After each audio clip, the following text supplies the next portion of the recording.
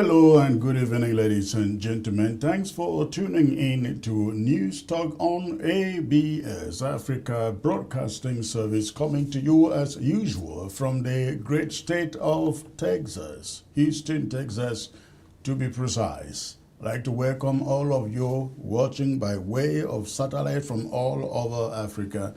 We are glad that ABS satellite is once more up and running. I'd like to also welcome those of you tuning in by way of the social media, that is Facebook and YouTube. It's a privilege once more to have you tuning into another live news talk, of course, hosted by yours truly, Chris Ano. Tonight, we're going to discuss something very, very important to the Ambazonian struggle for independence actualization, and of course, the going-ons in the La République du Cameroon. La République du Cameroon came out 2 days and said they are expanding. They are expanding. That means creating more administrative units and divisions, subdivisions, as they call it. We in Ambazonia will call those creations counties and local government areas. In La République, French-speaking La République du Cameroon, they call them divisions or councils. And so they came out the other day. Paul Atanganji issued a statement to all the governors instructing them to immediately, hastily in that matter, hastily forward to him localities or communities that the governors think should be expanded. That is, fragmented to create more divisions and subdivisions for the country. This is the question. What is it all about? What is it all about? I will be telling you more, ladies and gentlemen, in the minutes ahead. But for a moment, I ask you to stay tuned as I come back in 1 minute. Stay tuned. I'll be right back. ABS can help you reach your target audience like never before. Advertising on ABS, you'll benefit from our extensive reach and dedicated viewership. We offer special advertising packages during primetime slots and popular shows. You'll also be featured on our social media platforms, reaching an even wider audience. Don't miss out on this opportunity. Take your business to the next level. Contact our advertising team at absafricativ@gmail.com. ABS can help you reach your target audience like never before. Advertising on ABS, you'll benefit from our extensive reach and dedicated viewership. We offer special advertising packages during primetime slots and popular shows. You'll also be featured on our social media platforms, reaching an even wider audience. Don't miss out on this opportunity. Take your business to the next level. Contact our advertising team at absafricativ@gmail.com.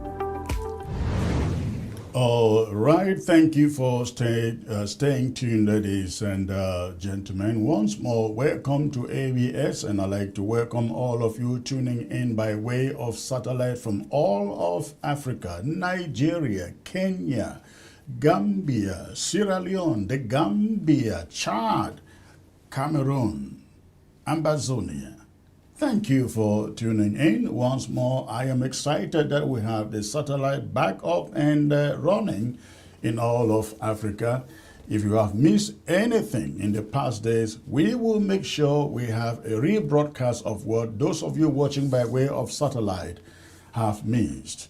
But today, I am taking you to La République du Cameroon and to Ambazonia. In Cameroon, again, the Minister of Territorial Administration, Paul Atanganji, came out 3 days ago demanding from all the governors an update of the counties. We call them counties and local government. The counties and local governments in their areas that they think have outgrown the population, that needs to be fragmented, divided, and upgraded. Some portions upgraded to full divisions or subdivisions, as they call it.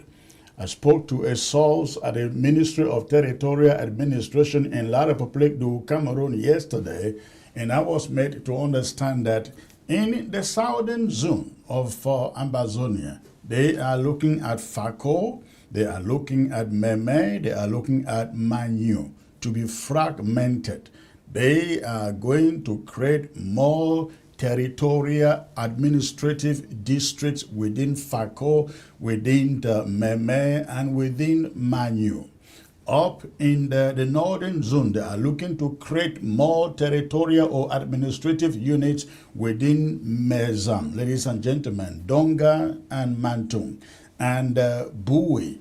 That is what we are learning. Now, I asked our source at the Ministry of Territorial Administration, and I was told they are basing these new creations on the land size of the land size of the regions, the population, and infrastructure. The land size, the population, and the infrastructure of these communities.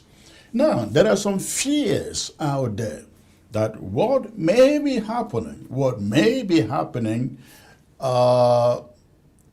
we may see parts of Sako cut off and join with the littoral in La République du Cameroon, or parts of the littoral join with Sako in Ambazonia. You go up in the northern zone, parts of Bamenda may be joined to Mbunda, the western region of La République du Cameroon, or part of Mbunda, the western region of La République du Cameroon, could be merged with Bamenda or Mezam County. Now, these are the fears out there. And if they do this, of course, we know what Ambazonians know what this is all about. It is trying to eradicate, to wipe out the original map of Ambazonia. This is what this is all about. But I stated yesterday in my talking point that this do not make sense at all. I don't know how creating new administrative units where you cannot even maintain the current ones makes a lot of sense. And I gave the analogy of a family head. A family head who has 3 people in the house to feed and he can barely feed them. Can you imagine that family head going out to bring in 3 or 2 more people to add into the numbers in the house when he cannot feed the 3 people in his house? Of course, that family head, as smart as most are, will say, no, I can't even feed 3. How can I bring in 2 more or 3 more? And they will turn it down. But unfortunately, that is not the way La République du Cameroon conducts politics. They conduct politics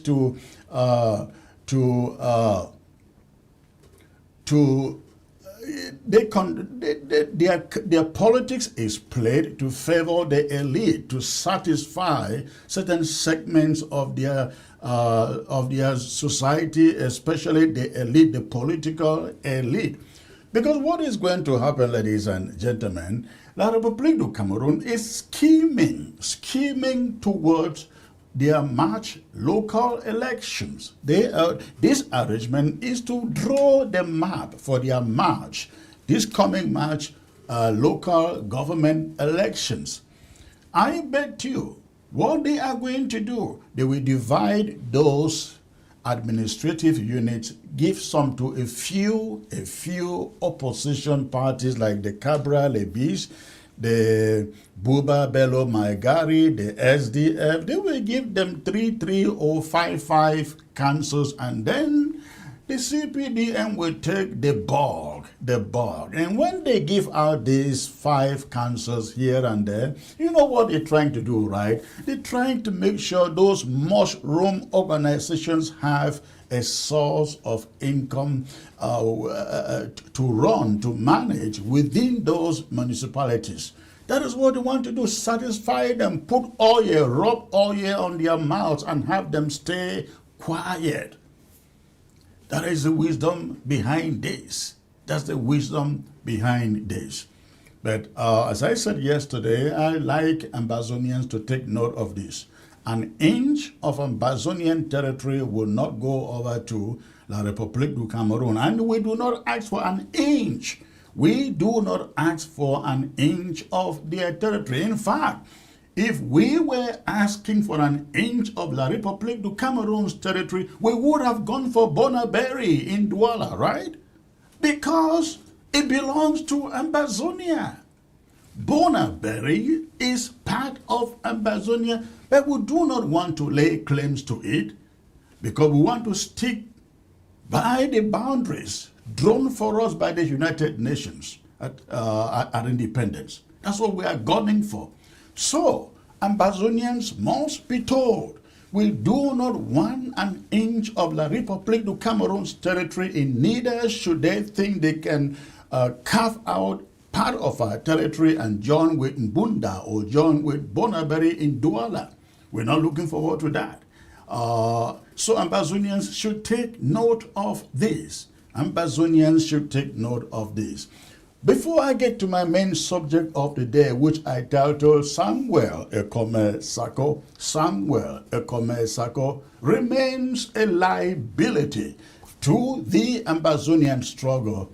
Let me bring in Sama Thomas to throw more light of what he knows on these new administrative districts that La République du Cameroon is trying to create under Paul Atanganji.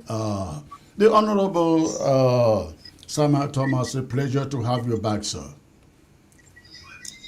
Thank you for having me, Comrade Chris. Thank you. Thank you. It's great to have you again. I'm sure you have read about these new creations of Paul Atanganji in the new divisions and subdivisions and so on and so forth. One of the points that I made yesterday is, you know what is going to happen after this? After the creation of these subdivisions and divisions, they will then create more ministerial portfolios without any portfolios in the first place. Just so every division can say, we too, we have a minister. I'm talking of minister like the Ngala Gerard. No, is he a minister or parliamentarian? I think he's a parliamentarian, right? Parliamentarian. A parliamentarian. Yes. So they will create those functionaries without portfolios and use it to choke the mouths of the people, and the people will feel like, oh, we now have a division. We now have our own capital. We now have our own mayor. We now have our own. Whereas there is absolutely no infrastructure. The CPDM, they do these things just to satisfy those their allies in the communities. What do you think? What is your take on this, sir? Well, I don't think that is the reason that La Republic is fighting or struggling to create more divisional units in the southern Cameroons.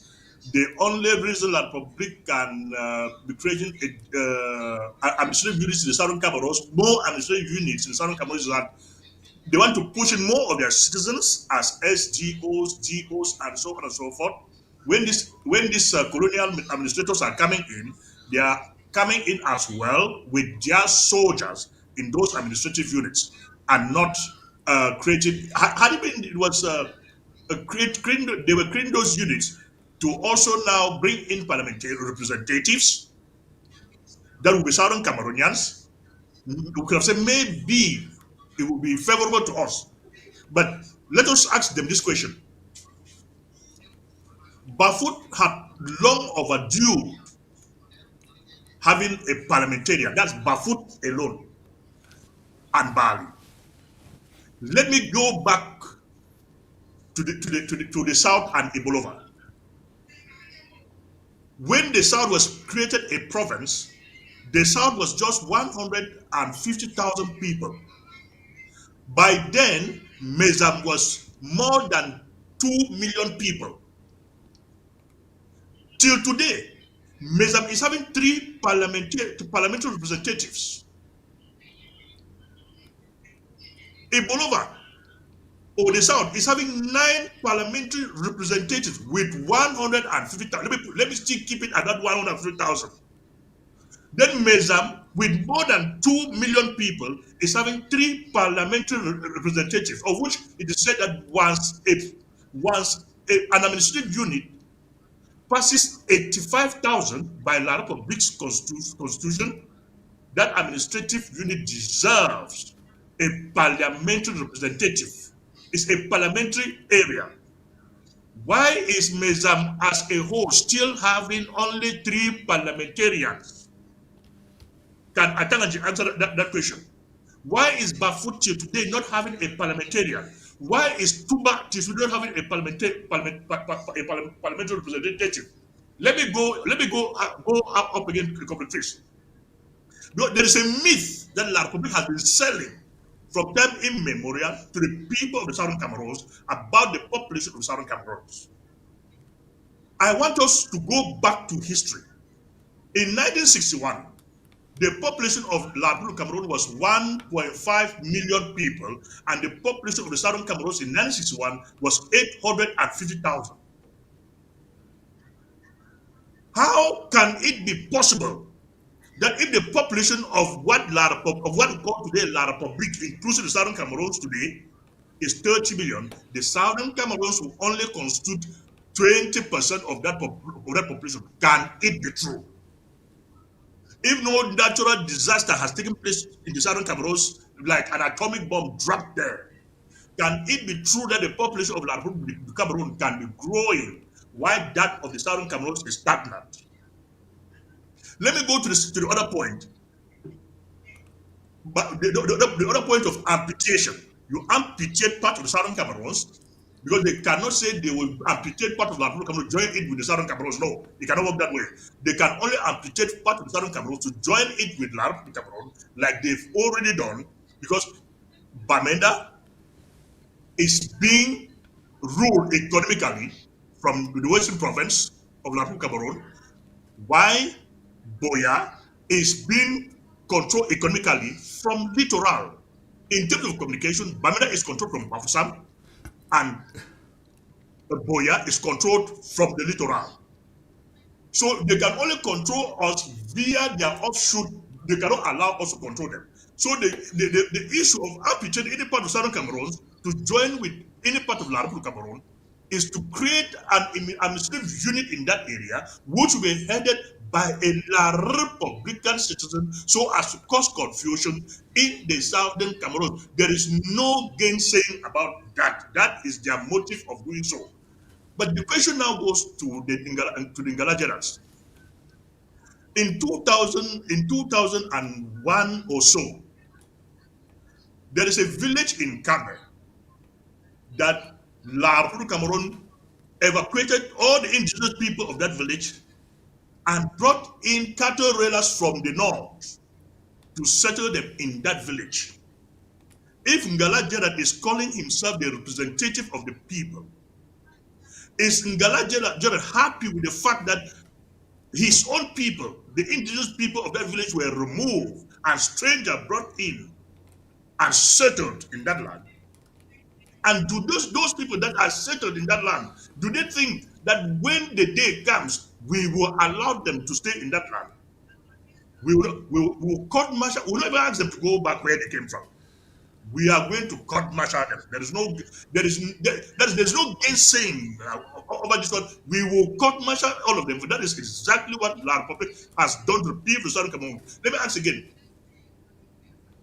If the Southern Cameroon people were the ones at the top and did so to the people of La Republic Cameroon, would they appreciate the fact that we went to, let me say, Ngaoundere in La Republic Cameroon, evacuate the indigenous people of a certain village, maybe in Magba, in La Republic, and took Southern Cameroonians from Kambe or Bui and settled them in Magwa? Would they be happy with that gesture from the people of Southern Cameroons? If they will never be happy, as they will never be happy, so too are Southern Cameroonians and those people that were evicted from their land. They are living elsewhere as refugees till today. Over 20 years, they are living as refugees. And you are in their ancestral land, calling it your own land, because you've been brought by the gun to be settled there, while the people of that land are suffering as refugees.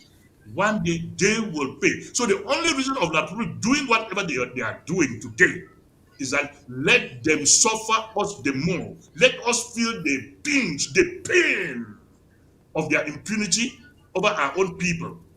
So the Nigerians will be asking themselves if it is for their own advantage, on their advantage, or at their own disadvantage. The Atangaji himself that is doing all those things. I'm looking at Atangaji tomorrow to be a prisoner because when they will use him to do their bidding, when his usefulness is over, he will go to Konigi. If not Konigi, he will be killed. If he is not killed, he cannot come back to us. Thinking that he's one of us, we will kill him. So he is facing a double-edged sword. He is not in the good books of La Republic, and he is not in the good books of the Southern Cameroonian people. Let him continue. All right. Lastly, in a few minutes, what should be the message to Ambazonians? As I said a few minutes ago, I think Ambazonians should be ready to know that nothing that La République du Cameroun does in that territory means anything, because if whatever they do when we take over Ambazonia, we shall take it back. In 50 seconds, before I go to Europe with my partner in Europe.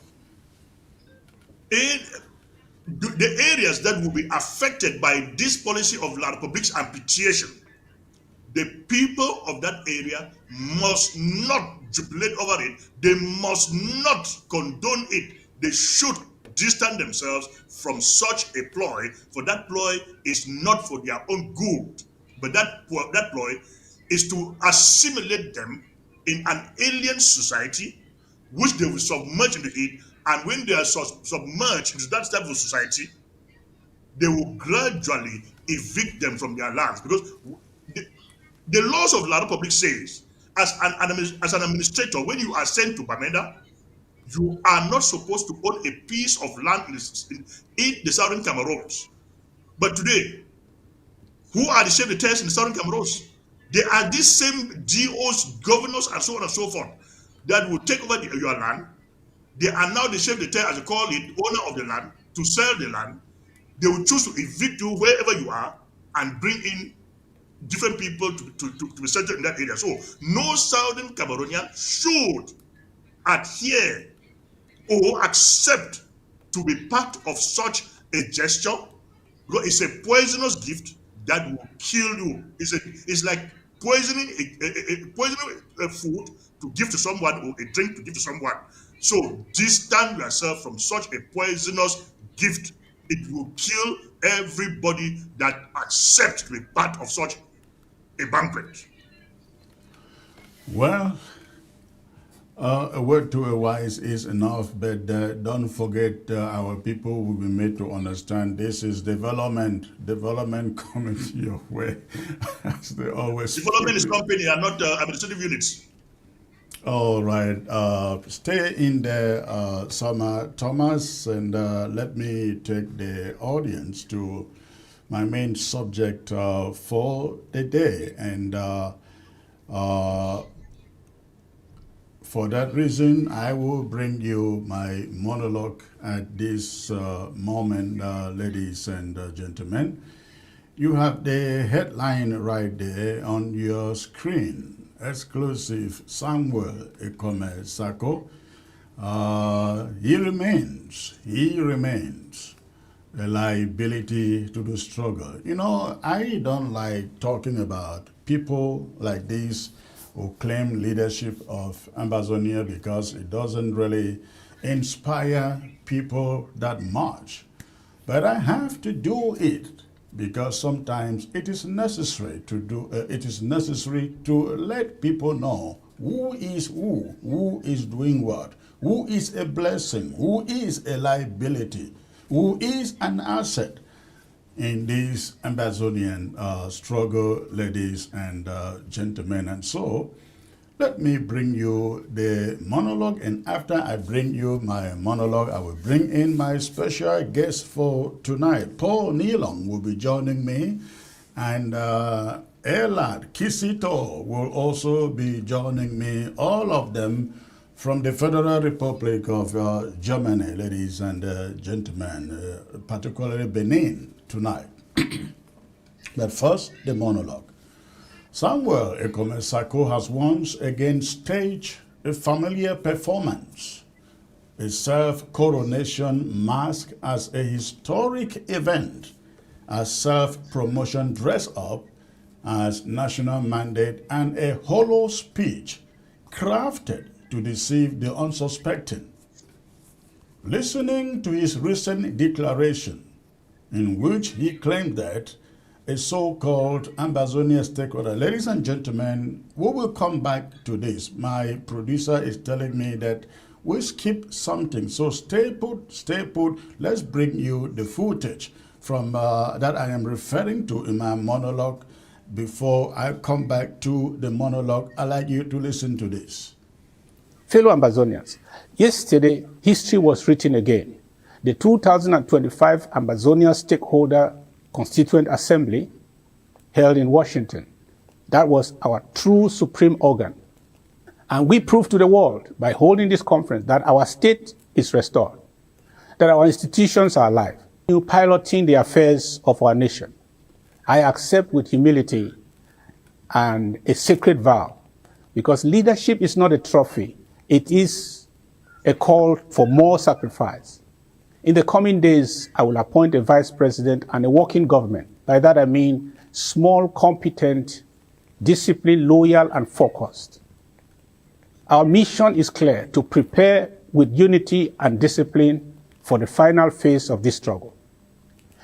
The Assembly adopted far-reaching resolutions, including a blueprint for negotiations rooted in justice, dignity, and self-determination. Commitment to transparency and accountability. Strengthen governance, diplomacy, and self-defense. A roadmap for full independence. And the first 100-day policies and actions. Ambazonia is no longer walking aimlessly. We are advancing at high speed. The world now takes us more seriously than ever before. All right, ladies and gentlemen, it was important you listen to that speech because the monologue is background upon that speech. And I think it is now the right moment to bring you that monologue. And again, and after the monologue, I will bring in my panel from Europe. I am being joined by Paul Nilong and Elad Kisito. Samuel Ekome Sako has once again staged a familiar performance, a self-coronation mask as a historic event, a self-promotion dressed up as a national mandate, and a hollow speech crafted to deceive the unsuspecting. Listening to his recent declaration, the one you heard there, in which he claims that a so-called Ambazonia Stakeholders Constituent Assembly convened in Washington, D.C., and overwhelmingly asked him to continue piloting the affairs of the nation. One cannot help, ladies and gentlemen, but question not only the truth behind his words, but his very capacity to speak the truth at all. His statement reads like a tired script written years ago, recycled and dusted off whenever he feels his grip on a crumbling platform slipping. Sako says, yesterday history was written again. The 2025 Ambazonia Stakeholders Constituent Assembly held in Washington, D.C. by an overwhelming majority. You, he says, asked him to continue piloting the affairs of Ambazonia. This alone, ladies and gentlemen, raises profound questions. Who exactly are these people who issued this mandate? Where did they come from? And where did they gather in Washington, D.C.? Where was our assembly? Throughout the entire history of the Ambazonian independence struggle, from the era of feverish diaspora enthusiasm in 2016-17 to the high-energy mass protest in early 2017 to 19, no single Ambazonian gathering anywhere in the world has ever reached 1,000 participants. Not once. Not even the major rallies in front of the White House. Not the early fundraising conventions. Not the biggest interim government meetings during the height of unity. Yet, suddenly, Samuel Sako suggests that an assembly of stakeholders of unspecified size, location, and legitimacy gathered to overwhelmingly endorse him. It smacks of something deeply familiar, isn't it? It echoes the very political behavior of the Ambazonian struggle that the Ambazonian struggle has stood against for decades. The self-anointing rituals of the CPDM in Yaoundé. In Yaoundé, Paul Biya has mastered the art of manufacturing legitimacy through rubber-stamped committees, hand-picked assemblies, and the orchestrated endorsements that masquerade as democratic mandates. And here we are in Ambazonia in 2025, watching Samuel Sako mimic the same playbook with remarkable precision.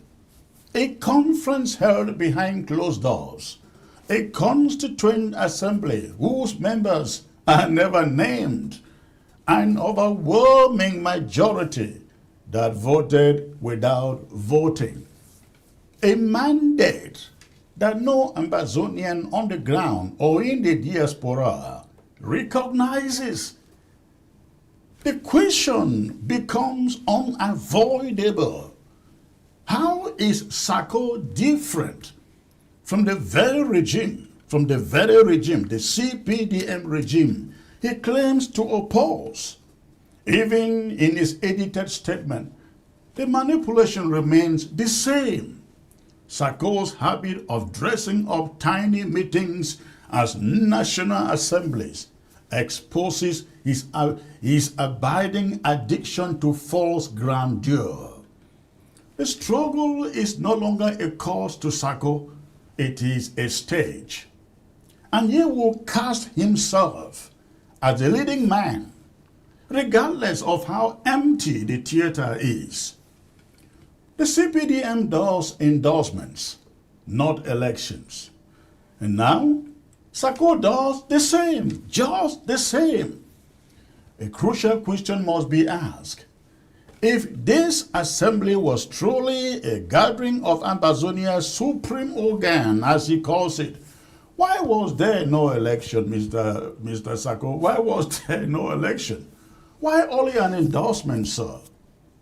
In normal democratic processes, especially in liberation movements, whose legitimacy rests on transparency, the leadership renewal is determined through voting, not stage proclamations. Yet, Samuel Sako proudly announces an overwhelming endorsement, echoing the CPDM's decades-old practice of motions of support that keep Paul Biya in power. Is this not the very hypocrisy the Ambazonian liberation struggle denounces? Is this not the exact political culture we condemned in Cameroon, where loyalty is manufactured, not earned? Where mandates are declared, not voted? This is what we fight against in Yaoundé. Sako offers a distorted mirror of Yaoundé's politics, not a departure from them. This behavior is not new. It is part of a long-held pattern that has defined Sako's stewardship. Since he grabbed control of the interim government in early 2018, the movement has witnessed nothing short of systematic fracture. Systematic fracture. Instead of uniting Ambazonians around a coherent vision, he mastered the tactics of division, divide and rule, backdoor alliances, fake endorsements, fabricated mandates, manipulated constitutions, corruption, ladies and gentlemen, disguised as reforms, weaponized propaganda, funded through dubious means. That is what Sako has done. These are not allegations. These are lived realities for anyone who has followed the internal disintegration of the Ambazonian interim government. The organization that once held the hopes of a people became a theater of shadows, factions, splinter groups, and self-declared titles. Sako presided over the collapse. That collapse, not as a victim, but as its architect. Many saw it early. Many refused to sit under it because the signs were unmistakable. But tragically, some misread our intentions. They mistook principled resistance for personal rivalry.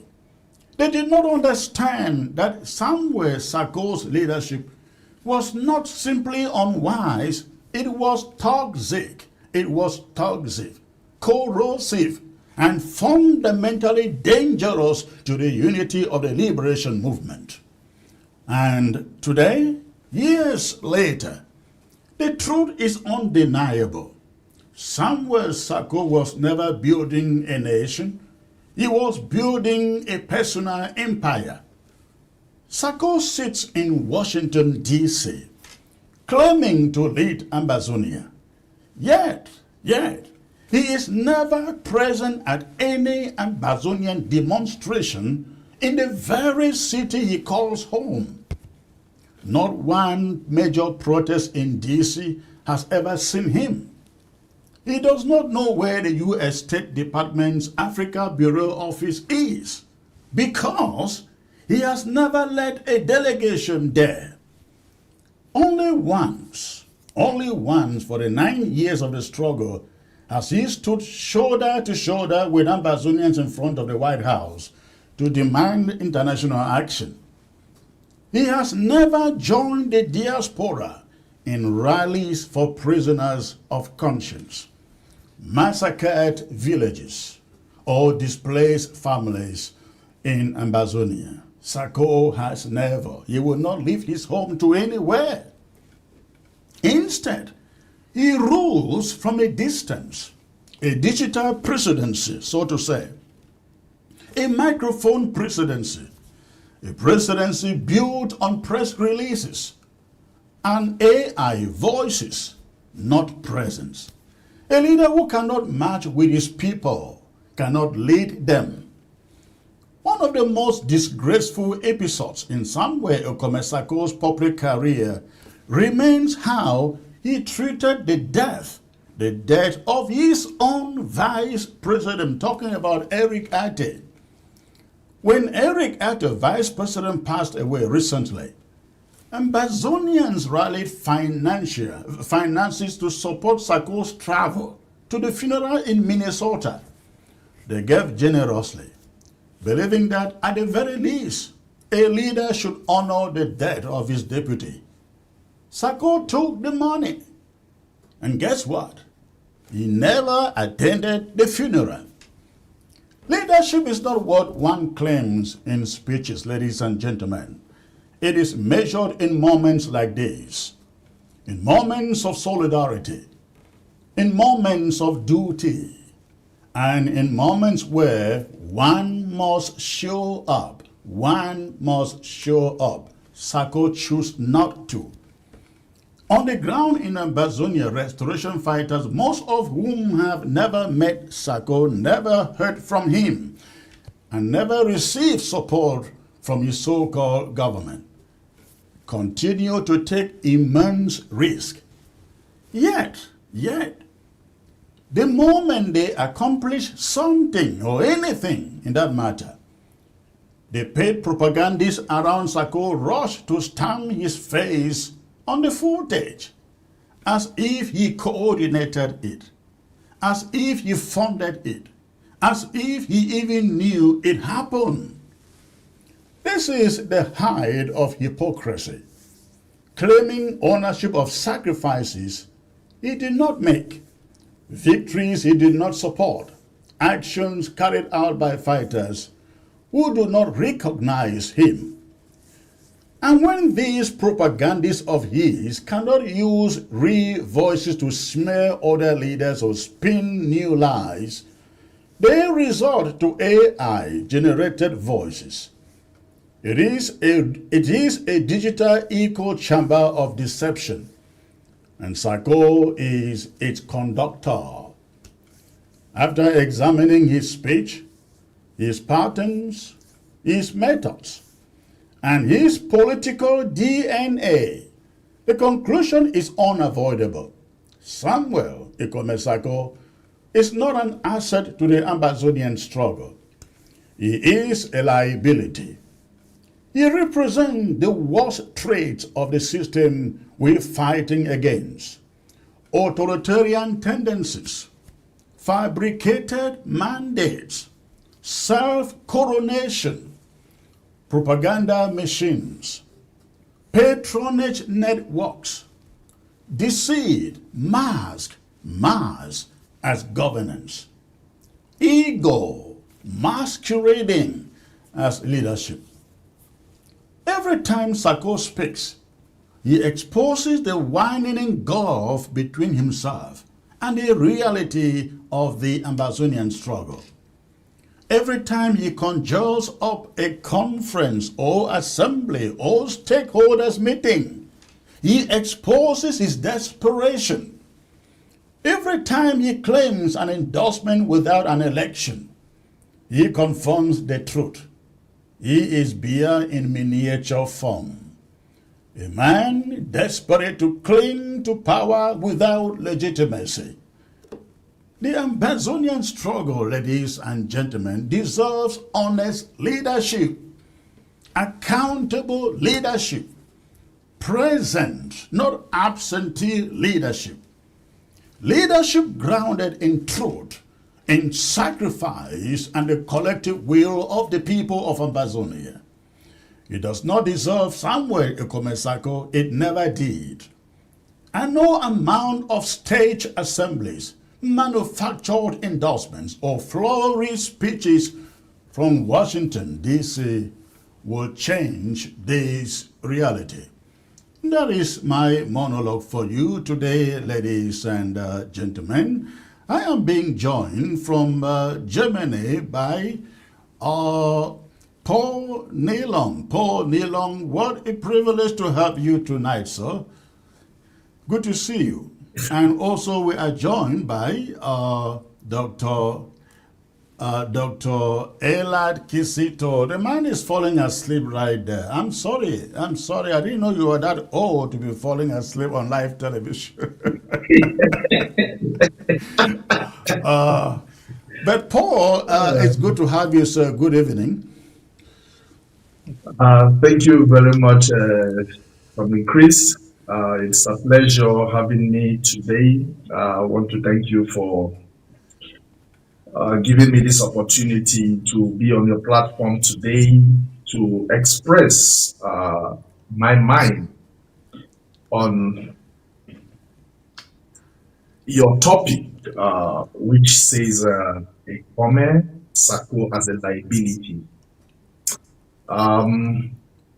First of all, I will apologize to Ambazonians for,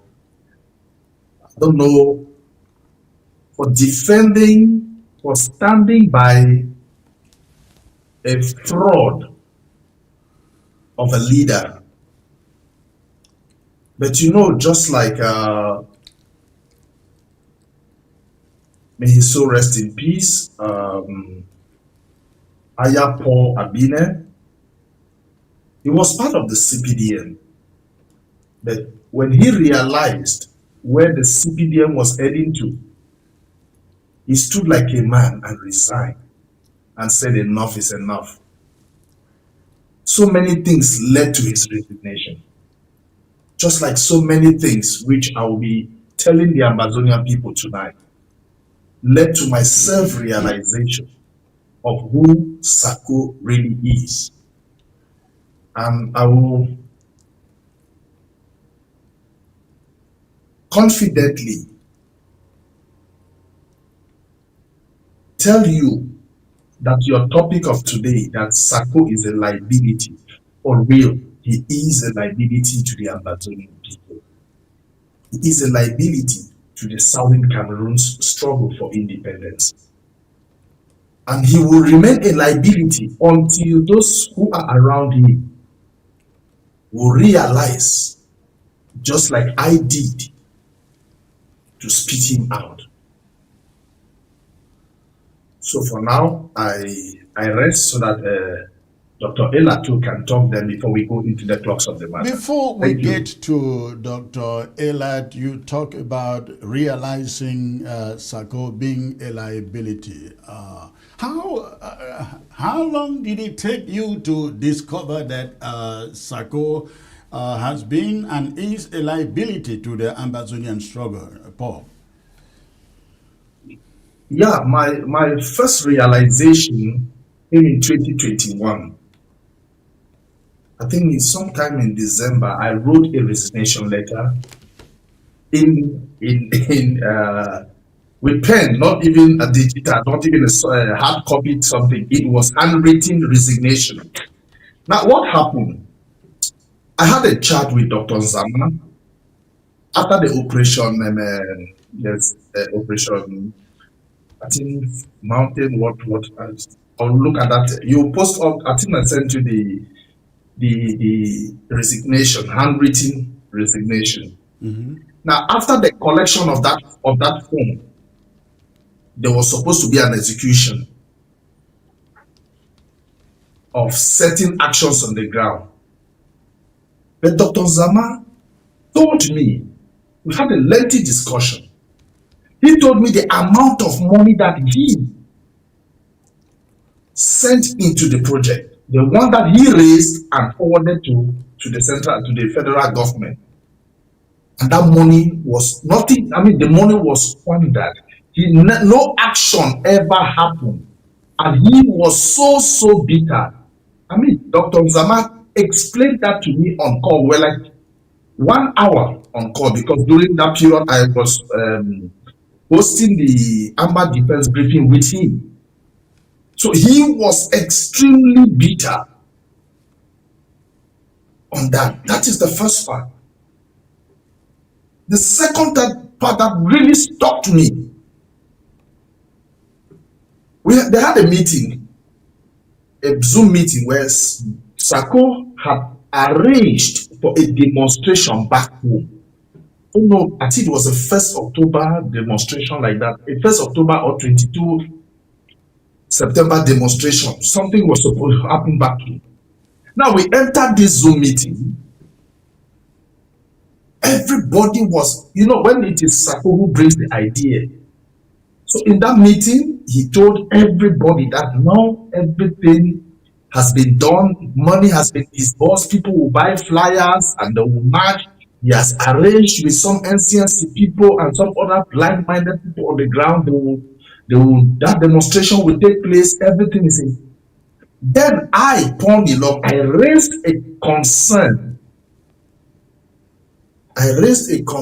during that meeting. I said, the security back home is no guarantee for such a demonstration.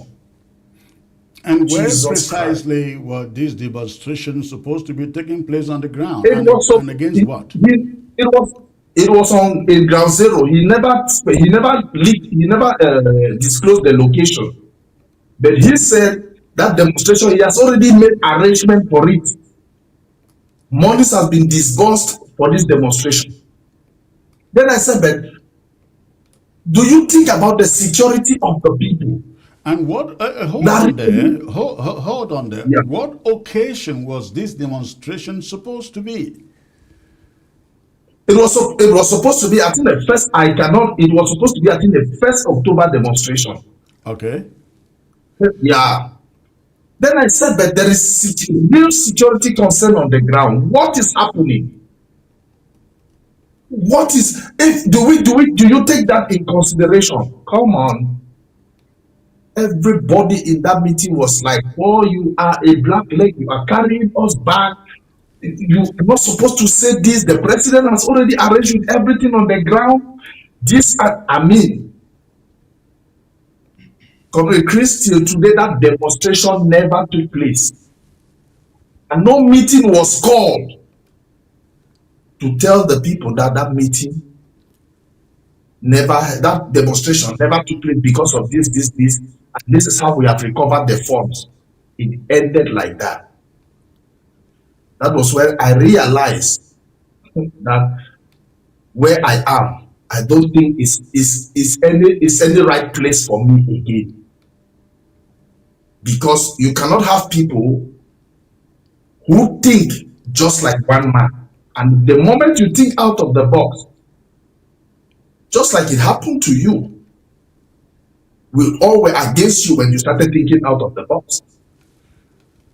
So, and I said, I think there's time for me to withdraw and recalibrate. Fellow Ambazonians, yesterday, history was written again. The 2025 Ambazonia Stakeholder Constituent Assembly held in Washington. That was our true supreme organ. And we proved to the world by holding this conference that our state is restored, that our institutions are alive, that our leadership is disciplined and undeterred. We strategize for victory while French Cameroon braces for collapse. By overwhelming majority, you asked me to continue piloting the affairs of our nation. I accept with humility and a sacred vow, because leadership is not a trophy. It is a call for more sacrifice. In the coming days, I will appoint a vice president and a working government. By that I mean small, competent, disciplined, loyal, and focused. Let us talk about what Sako is talking here about, some constituent assembly overwhelmingly endorsing him to keep the leadership. Dr. Elad, did you attend any of these constituent assemblies? With unity and discipline for the final phase of this. Okay, go on, Dr. Elad. No. Oh, you didn't attend this Grand Constituent Assembly? Well, it's not long. It's not something to ponder long. There is nothing called Grand Constituent Assembly. There was nothing like that. So, Paul Nilong has explained when he became born again under the feet of Sako, realizing himself. Dr. Elad, you know we speak a lot then, but you were one of those little cavalier guys who were like, I will stay and see for myself before I take any action. When were your eyes finally opened, sir, before you left? well, Comrade Chris, thank you for making this particular statement that we have been speaking, and I was always standing till I see for myself. But let me tell you that I'm not impressed with the exclusive word is done somewhere Ekome Sako. First of all, it's not Ekome, it's Ikome with I standing there. So the thing is, we try to give some relevance to Sako a lot by using a whole program talking about it. But what I'm going to do is, I'm not going to only point out the stupidity and because you have overrated this guy. You say he's ruling, he's leading. Who do Sako rule? I'm surprised that is Sako coming doesn't rule. from you, Dr. Epa. Yeah, it's Sorry, coming No, Dr. from no, me, Ela. and you know me. You know me no, very no, well because you yourself, no. you are complicit of this stupidity of Sako. You. So Okay? I will put you in. But let me say this. Let me say this very correct. Sako has never ruled anybody, including you. He knows me very well. No matter, I was not coming on TV talking to him. I used to tell him my mind behind the scene, and you know that. But I was still waiting to see if he will pick up and listen to real advice from people like myself who are standing and determined to see us arrive Boya with this struggle. You know, some of us have already broken the bridge behind us. There is nobody we fear. But I realize that he has some I don't know how I can call it, some type of those type of people who like to listen to what they have in their brain. We were doing everything. Yourself, myself, Tita, Ma Irene, all of us were doing things on behalf of this Sako. And we will do things and put his name forward. You did it and put his name forward. I did it, put his name forward. Paul did it and put his name forward. He was sitting there so comfortable. And there is one thing in life. You deceive yourself. You lie until you start believing your own lie. So Sako have been lying until he start believing his own lie. And that is what made me, I told him off. And I made myself clear. And even if before we want to continue, I will want to say that this revolution, whether it's you, Comrade Chris, is your EPA that is now the president of your own section of whatever, is Cho Ayaba or Akwanga, the people, the real revolution now is being run by Friends of Ambazonia, thanks to Dr. Tita. You know that very well. So I will leave. This is not a moment to propagate any group. I don't care about I Friends am of not Ambazonia. I don't propagating care any about group. I anything. am not propagating Uh, any group. so I am let's telling be you, frank and Sako is honest to in there. ourselves. Yeah, Sako has been, as you have said it, he has been, we all supported him. We all wanted that he should, we were behind him. You were there, I was there. We were lifting him up in order to make him see the road and let us follow somebody like a leader and arrive Boya. But he took it as if he has become a king. But we have to make sure people know that there is no king in Ambazonia. You depend on Ambazonians to lead. Without the money and the contribution of Ambazonia, when I say you, I don't mean use Comrade Kri, I mean any person. Ambazonians must stand behind you for you to lead. And without Ambazonia, you are nobody. And So the Sako forgot question about then that. is, Dr. Ella, the question is, when did you realize this that you are now narrating here? You will recall that when I stood up against all these things we are talking about in the Sako administration, we were very much communicating amongst ourselves. And I Yeah. was thinking that, though, yeah, you didn't agree with some of the things that he was doing, but I thought you were going to be a stand-up guy to say, you know what, I can't continue to condone this and bring down the struggle. Remember, all of this started when I suggested that that people were jumping out of the struggle because of the way the interim government was being run.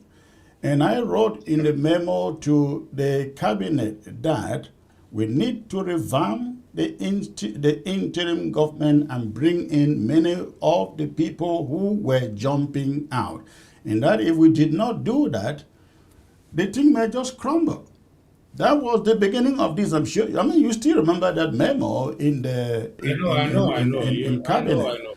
Sako Yeah. saw that, like, the regular thing. Then at that moment, the thing split. The camp supporting Sako, the camp with Chris Anu and stuff like that. You sounded like somebody who was in the camp supporting what I was trying to do. But then, when the Restoration Council stepped in, impeached Sako, you remained there to legitimize what he was doing. So my question to you is, when then did you come to the realization that you made a wrong choice by remaining with him?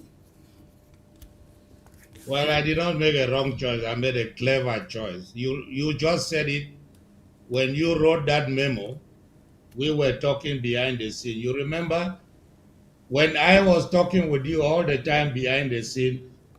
Yaya Fonye was there with this funny guy who called himself Reverend whoever in Italy. They were calling me coup plotter. But the very Sako was the one who was behind telling me to discuss with you and Abongwa in order to see that we try to calm down the issue and bring all back the interim government moving.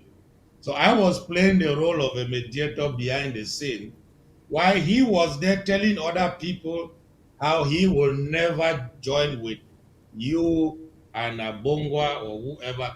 The same time, when I'm bringing the information from you to him, he's telling me what to say to you. And we used to talk for almost 2 hours, you and I. I was So you trying were to make essentially a sure. pawn being used by Sako. No, I was not a pawn. I was playing the game of a mediator, and I wanted us, no matter our differences, no matter whatever happens, we should calm down everything, sit behind the scene, make sure we arrange ourselves and keep going so that La Republique should not see us as if we are scattered. But as dubious as the Sako is, he was dead and finished because without myself, Dr. Tita, Ma Iring, he was a dead person. He was nobody. But pretending that he is strong and there. So, to cut a long story short, you know very well that from that moment when you were leaving, I knew from there that Sako is not supposed to be our leader. But my intention was, Comrade Chris, you stay behind. We will sit down, we will talk, we will call the real constituent assembly, and we will rearrange this The government. And 2025 whoever, Ambazonia Stakeholder Constituent Assembly Sorry about that. Go on, please. yeah, when so that when we will come back and everything will be calm, we will then now conduct an election. And Comrade Chris, you know very well because I've been saying this, and I'm glad. I used to tell people when I'm in ASR TV that Comrade Chris is still alive. You know very well that in the beginning, when Seseko and others were kidnapped, I will not use the word captured. When they were kidnapped, we conducted an election. You know very well that if not of me, you would have been the president, not Sako. Myself, Abongwa, and Kuku Dablings, we put Sako to be president. You know the problem I had with you, because I told you as a communication secretary, your voice is very strong, and the people of La Republique, when they listen to you, they are shaking, they are trembling, and we did everything to remove you out of the road of the space of Sako, and we made Sako a president. Sako was nobody. We put him there, and I had a problem with you because of that. No, I totally understand that you came to me, but I remember after the first round of the elections, which I had 10, and Yes. every other person else had 4 votes. You came to me, Prof. Ayim called me by the side and said, listen, if you take over this thing, then our voice is dead. Can That you is it. just stay aside and let us give it to Sako so that I can keep communication and Communicate. for the interest of the struggle? I said yes. I wasn't interested in leading Good. the interim government. So I said, okay, let Sako take over the government. I will stay at communication. It was for the interest of the struggle. But I was Of the, hoping that, knowing that Sako was a pastor, as I was told, I have never met him. I think the first time I met Sako was, when was that? Was it in Germany or so, at that Constituent it Assembly? was I think here. that was the first time. So I just said, hey, Yeah, yeah. if this will work for the struggle, let me stay as communication person and let Sako become the leader. That was when I gave that Obego on place. So I just want to bring this up. When I used to say it, maybe Ambazonian people think, oh, he's just talking. We put that guy there to be the president, and as you rightly said, he was the undersecretary behind Professor Anyangwe, and he was unknown. Yeah. But we made sure he became president, and thank you accepted, even though you got angry with me, but you accepted after and Sako became president. In the beginning, we saw somebody who we thought will work with the Ambazonia people and do something. But unfortunately, that is why they say you don't bring a wretched person and put him to become a leader. Because now, Sako used the struggle to build up himself, even as the Secretary of State for Foreign Affairs. Upon all the travel I've gone around the world, he does things, and up till now, as I'm talking to you, claiming that the people has given him the absolute right to continue the struggle. He doesn't use Ambazonia in doing things. He write letters with, let me give you the address that he uses. Dr. Samuel Ikome Sako, President and CEO, ASC, minus Asset Manager, Proprietary, Limited Liability Company, WFG, Team Apex, FMD. That is what he is using. He doesn't use as President of the Federal Republic of Ambazonia. And people don't know this because he always, when I go up and bring diplomatic missions to him, he is supposed to send a letter to wherever I go. Instead of writing as president of Ambazonia, he uses his private company that he has created with the money of Ambazonia. Oh, to You write remember I to had for diplomatic reasons. no, he has never used a dime for any diplomatic reason. You know very well that I have used my pocket money to go around this world on diplomacy, and he takes money from the treasury, lie behind the scene that he is sponsoring me to go for diplomacy. That is what he tells people. Pastor Victor Mba is alive. Ma Irene is alive. Ma Patience is alive. Ma Dorothy is alive. Even this guy they call, who is that his name? UN. He made sure that he told people that he gave, we used $20,000 for diplomacy. I was in a meeting with him, and in front of everybody with the UN present, I asked him, Mr. President, I've been traveling around the world. I'm just coming back from East Timor. I went there with my own pocket money. You promised when I come back, we will arrange it, and you have never given me a dime. How come UN is saying that they contributed $40,000 for diplomacy, and it was given, 20,000 was given to me? Well, is that 20,000 in front of everybody? You know him when he wants to lie, he starts to cough.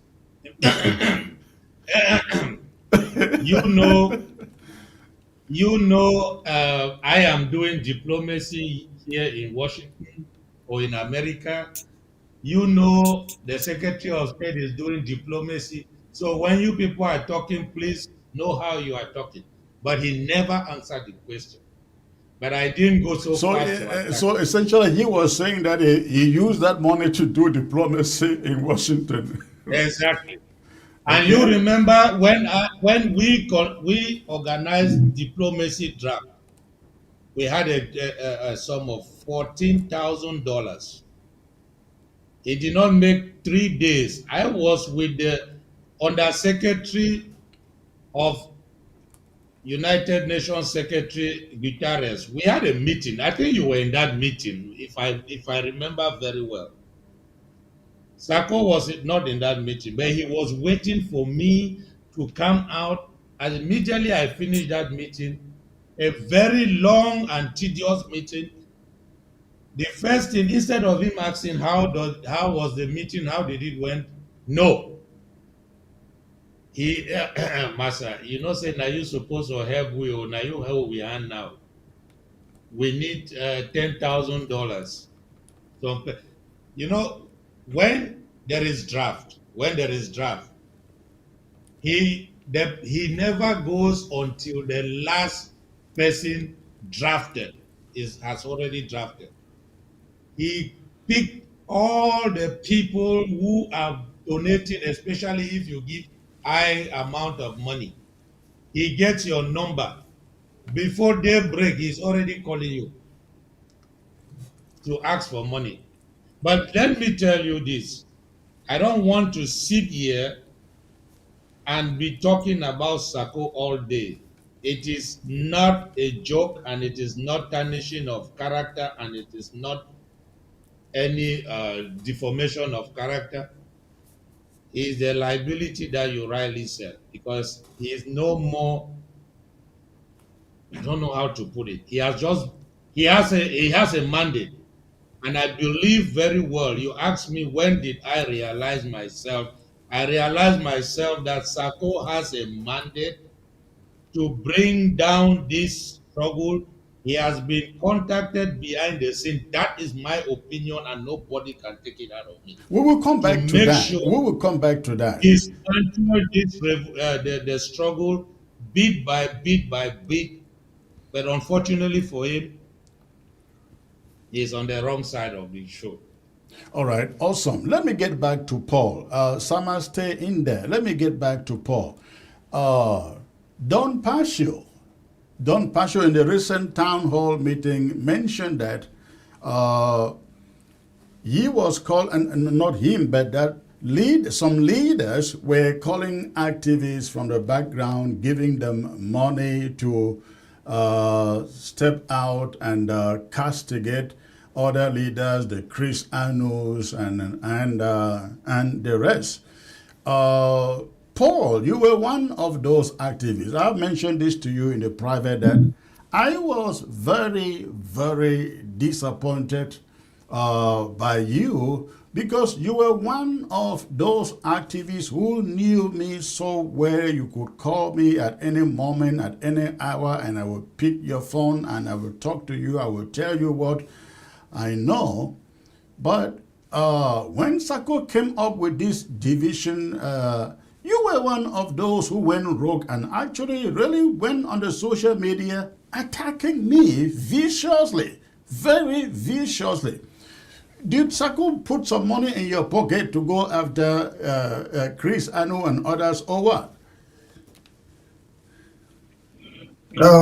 Thank you for that question, Comrade Chris. This is it's pathetic to hear me and money and leader. Now I'm talking this on live television. Any leader, any individual in this revolution, I started this revolution back home in 2016. If anybody has ever given me a dime to talk against somebody, please, I challenge you bring that transaction, that communication, or merely even come out and say without any proof, just come out and say, I gave Paul this amount to talk against any leader in this struggle. Let me tell Ambazonians today, Paul Nilong has never and will never take a dime from this revolution. It is the blood of the people. And if I have ever collected money to talk against any leader, let the blood of these people go after me. Let that point be clear. Comrade Chris, I went after you viciously because of what I was going through, because of what I was thinking and seeing at that moment. I will never shy to tell you that at that moment when that fight started, I had a mindset.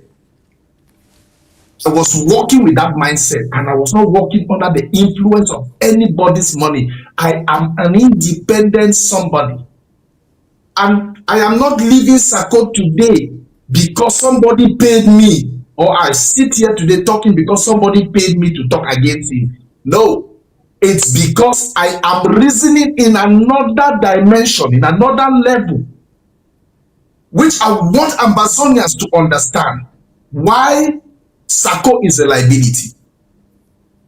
Permit me to go into this now deeply. At the level of diplomacy, from 2018 that he took over office till this day, what he operates on is called silent diplomacy, which has not yielded any fruit till this day. He has destroyed demonstrations. He has destroyed all gatherings of Ambazonia because he wants to protect himself in the name of silent diplomacy. When you want to raise any question, that what about diplomacy? They will always tell you, no, diplomacy like that, it is silent. Whatever they are saying in the background, nobody should come in front and say what. In January 2025, as an activist, I made an audio. I challenged the government, the so-called government, let me put it that way, the so-called government. I said, Donald Trump has come to power. He is somebody who likes flashy things. When he likes social media display, challenge all of you. I mentioned their names in that audio. I said, Sako, Prophet Anyi, Dr. Lobati, all of you in America, why can't you visit your senators and your congressmen? Why can't you visit them? Make pictures. Let Ambazonians know you are fighting. Was called all kinds of names. You have received money from La Republique. You want us to show us our strategy. Which strategy? There is no strategy. Because Sako is protecting himself. He will never leave his house. He will remain only there. And then, this is where came Dr. Tita and the friends of Ambazonia. Sorry, I have to interject here. This is why I had to divert. I saw their exploit. Dr. Tita and the friends of Ambazonia, they have visited senators, and even you, Senator Chris, Comrade Chris. You see that even at the level of diplomacy in America, all of you guys are just so seated. It boils me. You guys are not ready to go out and meet these people. Look, the day Donald Trump will call Ambazonia, this revolution will change. So we must go out. That is the challenge that Sako does not want to hear. To the point that his vice president will die. What happened? He collected 6,000. That money passed through the account of Dr. Tata. It was Dr. Yaya who left Germany to come and represent him in America. And you people say, I mean, when I look at those people who are around him, I say, are you guys normal? that somebody will leave Germany to come and represent somebody who is in America to go and bury his own vice president? Are we joking in this revolution over the life of our people? Sako has destroyed diplomacy. For 8 years, he does not even know the office of the Secretary of State. He does not. Do they even know him? So for him to protect himself, he tells you, no, we have passed the level of demonstration. Now is the level the whole world knows us, where we have to walk from behind. From behind your Secretary of State for Defense, Mr. Cheney, Comrade Chi, who is the Secretary of member of the National Treasury, and our comrade, the Kansas City 3 were locked up. For 3 years, they could not see the prison wall. And I asked Dr. Sako, where is your diplomacy? Let us be specified when we call him a liability, which makes me angry. At the level of diplomacy, your own Secretary of State for Defense abandoned in the prisons for 3 years. It is only this December that he saw the four walls of a court. And you say we should accept silent diplomacy? There is nothing. I think Dr. Ella can talk more on diplomacy. But what he has been doing is destroying diplomacy. When he traveled to Mexico, I think to Brazil, Brazil, he went there to sell his books in the name of diplomacy. When he came back, he never rendered any account to anybody. Till today, what is the result of the diplomacy in Brazil? No report, nothing. The small benefit he put behind his pocket and it ended there. I want to go at the level of self-defense to show you how he is a liability. He started. I can say, apart from the ADF, he took over self-defense. Yes, you started with these guys. They came up. But it was more of a loyalty thing, which I was part of it. Because as a force on the ground, you must sing Sako. And it caused a lot of internal division among the boys, amongst our fighters. Today, these guys have started now that they have realized themselves, this 2025, that they are now the unity warriors. This is what will happen. Now you are sending your loose dogs to demonize them, to call the unity pally warriors. But yet they do actions every day. You cut these actions, they call themselves unity warrior, you put it on your screen, that ASA, Ambazonia State Army. I want to make you people understand that our warriors on the ground have taken the battle. They have taken over their command. That is why they identify themselves as unity warriors. That is why you will see, you will hear limited, this camp has attacked this camp. This one has done this one has done that. It has made him redundant. So he is fighting tooth and nail at this level.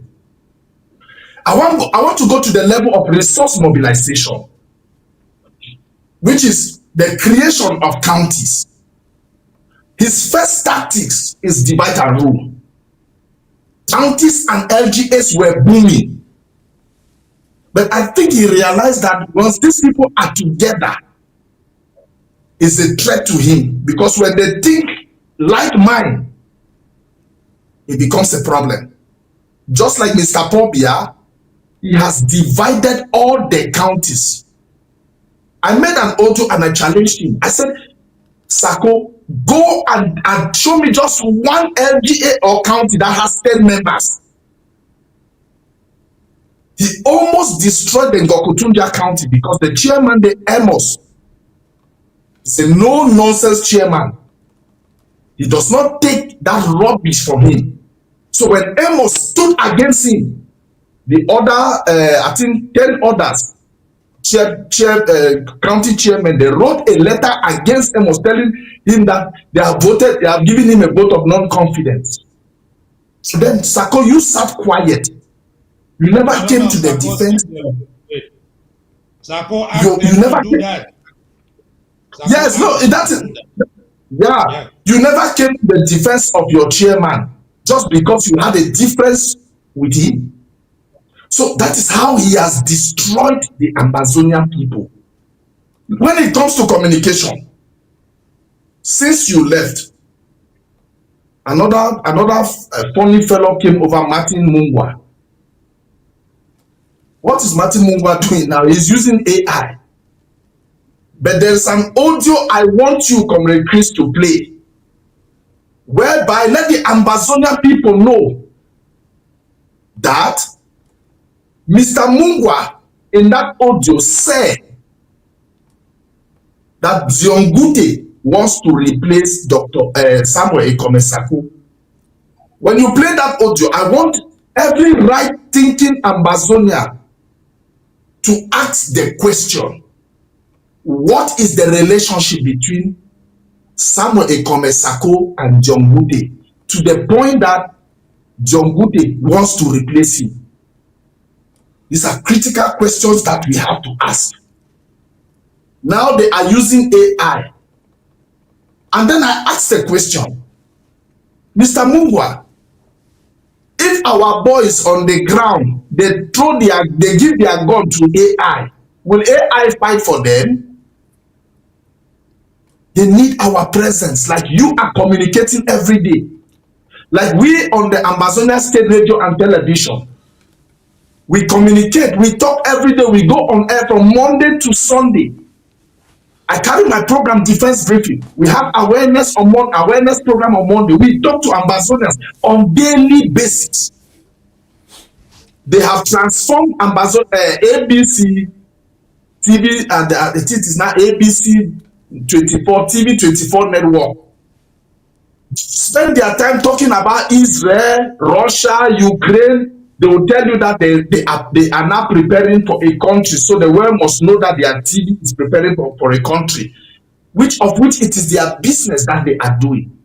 ABC is no longer a revolutionary TV. ABC now is a private business station, which has become a liability to the Ambazonia struggle. But I want, please, let me ask you some specific questions here, if I may. You will recall that when I stood up to Sako and told him what he was doing was absolutely anti-revolutionary, he cooked up the story of $135,000 that Chris Anu collected for defense. Later on, when we were gone, you took up that narrative. How did you come about that narrative? Because you actually propagated that story. You and I call him the old headmaster, Nelson Achondo. Both of you propagated that story that Chris Anu took 135,000 or 130. Even Pastor Victor, whom I was really surprised with, really surprised with and disappointed with, who knows me very well. I don't play with integrity. I just do not play with that. But you guys took up that narrative. Some $135,000 was given to Chris, blah, blah, blah, blah, including the CDC thing, you know. All of you ran away with this and used that to kind of blackmail my person. How were you coming up with those stories? No, there was no blackmail in those stories. I never blackmailed anybody. First of all, before I forget, I want Ambazonians to know that since Mr. Sako became president, he has never known how to pay house rent. It is the Ambazonia struggle that has been paying his house rent for the past, 7 years? Let Ambazonians put that in record. The car he's riding is from the Ambazonia struggle. Before I answer this question, because I don't want to forget. See, Comrade Chris, you yourself made, I don't know, can I put it, you made a blunder during that particular period. Because one, was working just like when I defended him during my trip to Boya. I defended him based on the story that was given to me. I've said, if I've ever collected a dime from anybody to talk against a leader or to talk against anybody or to sabotage anybody, let the blood of all those who have gone before in this struggle, let it climb on my head and punish me if I have ever collected a dime. When I say there was a lot of blunder in this particular issue of 135, because you yourself admitted of bringing that man. I am 40. I am at least. I'm 47. This struggle met me in my 40s, so I will not reason like a child. I judge things based on how it was presented. Sincerely, you yourself said it. You acknowledge it, and there was no other story after. I worked based on the story after that, after it was declassified. I acknowledge, Paul, which maybe was something you didn't dig deeper. I acknowledge bringing the guys, resourcing the guys who were to carry out that assignment for us. What you did not know is that once I brought in those people, and throughout this struggle, I'm not boasting, I've been very, very resourceful, either diplomatically, either bringing in people that we could use, or traveling out and talking to people. For example, I've been to Somaliland, I have been to Ghana, I have been to the Philippines, I have been to Cambodia, all in the name of this struggle. No single person has traveled the way I have throughout this struggle.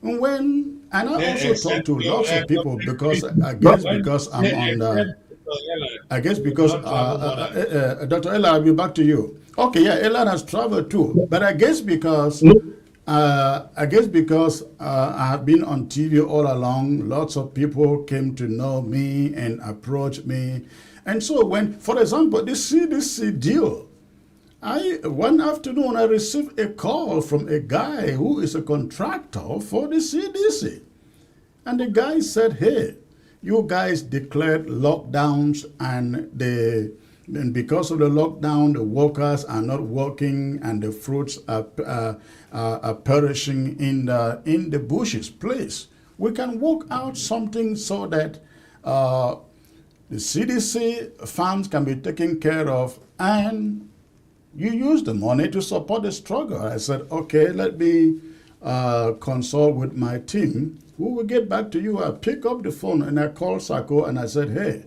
I got a call from this guy, and this is what he suggested." And Sako said, "Okay, you and Chairman Edi, who was Fako's county chair, Mola Edi, right? He was Fako's county chair then." So Sako said, "Okay, you and Edi, talk to this guy." I introduced that guy to Mola Edi. So I had a meeting with that guy, Mola Edi, and Sako. And after that, that was the last time I spoke to that guy. The rest of the meetings were then carried on between Mola Edi and Sako. Whatever money that changed hands, I had no idea, absolutely no idea. But you see the way they frame it, that Chris Anu brought, collected money from CDC, brought money from CDC. But after I handed it to them, let me tell you what happened. When troubles began at the interim government, Mola Edi began to grumble that Sako collected money from CDC. I was like, what? So you people went this far? I called Mola Edi and said, "You guys got money from the CDC?" He said Sako got money from the CDC, and he actually produced a check. Mola produced a check that was deposited somewhere in Nigeria from the CDC. So, but they spin it around like, Chris Edward collected money from the CDC. So, the 135,000 thing. Yes, I talked to a lot of people. I brought in so many resources. People who could help the struggle. And when I brought them, like the 135,000 stuff, I brought them. These people had nothing to do with communication. My department had nothing to do with it. Knowing that my department had nothing to do with it, I decided to leave. Once I brought in those guys, I left it in the hands of the department involved. You ask John Egiawan, he will tell you, because at the end of the day, the mission was arranged between Sako, Egiawan, Abongwa, and I only came back into the picture when they told me that guy is playing us around. And they summoned a meeting in which I came in and I said to this guy, hey, this is what I am hearing. Are you not doing what you promised to do? That was it. How much got into the hands of that guy? Who sent it to that guy? How he got it? I had absolutely no idea. But the moment I began to question Sako, they use activists like you, like Ucheba, to say, oh, Chris Anu collected this whole money. Go on there. They never used. See, Chris Anu, I've never been used by somebody. I might have been manipulated by certain facts that have never been used by anybody in this revolution. Now, let me tell you something about that CDC deal. How I managed to get a deeper knowledge of it. Now, there was a brochure about this guy that was identified to me. I went to the internet. I clicked to that name. I googled the name. I went right into the page of that guy. This is me innocently. One Sunday morning, I called that guy. I said, there is something. I asked him if I could record him. He said, yes, you can record me. I asked him, we had an interview, and he said, no, Sako is not part of anything. He does not know about any deal. But it is later on, when we wanted to take action, he himself was saying, no, he does not want any action. He's afraid of what. Because it was a matter that may his soul rest in peace. Vice President Ate and myself were ready to go far, even behind, because Sako never knew all of this. We were really ready to go far with this guy for him to either prove his innocence or to prove his guilt. So in this revolution, nobody, I do my things independently. I reason independently, and I act. I might be naive in my acting. I might be naive in certain things, or be manipulated by facts. Like I told you on this issue of 135. I was manipulated by facts. And on a setting, I was struggling to protect, according to me. In my naivety, I was struggling to protect what will grow the revolution, not knowing it was instead protecting what would destroy this revolution, which is Sako doing it at this moment. Which that I regret. But I will not say I cost the life of any fighter or anybody on the ground in this revolution because of my action. No. Because I have been struggling, I've been fighting right up till this date. Until the day we get to Boya, except God calls me before time, I will continue to fight this fight. And I will not allow anybody again to manipulate me with facts. That is why I am pushing this challenge to you on live television, that you people in America should go out, meet your senators, meet your congressmen and women, Ambazonia today. That is where we have the biggest problem. Hold it there, Paul. Hold it there, Paul. Let me play a footage here, and I will ask both you and Elad a question from there. Listen to this. So, Father, over to you. If you talk with you, they be arrest you for? I would like to salute all the Southern Cameroonians. Your name? I'm Father John Berry. I was arrested with my brothers because the forces of La République accompanied us to Ndop for the opening of the university during the mass where the nuncio came to inaugurate the university in a war zone. And we say that we are very sorry that that happened and that it will not happen again tomorrow. And we are praying that there should be dialogue to see to the solution of the Southern Cameroonian, and that there should be justice and peace so that a lasting solution should be brought to these problems that we are facing and the war that is going on around us. We invite the human rights and international bodies that they should see into our problems. We invite even the church that they should see into our problem, that justice and peace is brought about in this situation, and that there should be dialogue between brothers so that peace should return back into Southern Cameroon. Thank you. I'm asking that my bishop,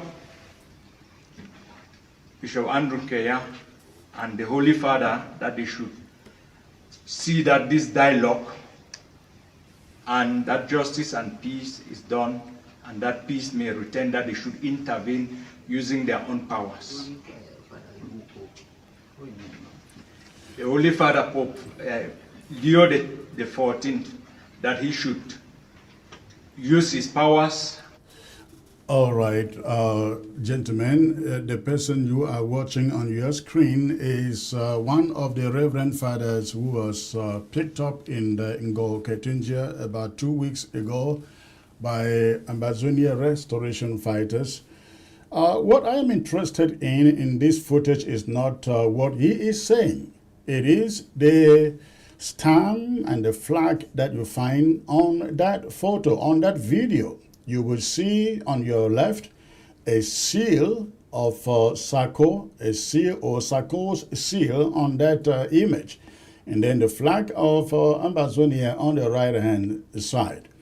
If some of you have been following up this struggle and following up what happens on the ground zero, you would have realized that every time Ambazonia restoration fighters carry out an action on the ground, Sako picks the footage, put this seal or stamp on the video, circulate it widely on the social media to kind of send the message that this is what we are doing, this is what my boys are doing, his boys are doing, he is sponsoring all of this.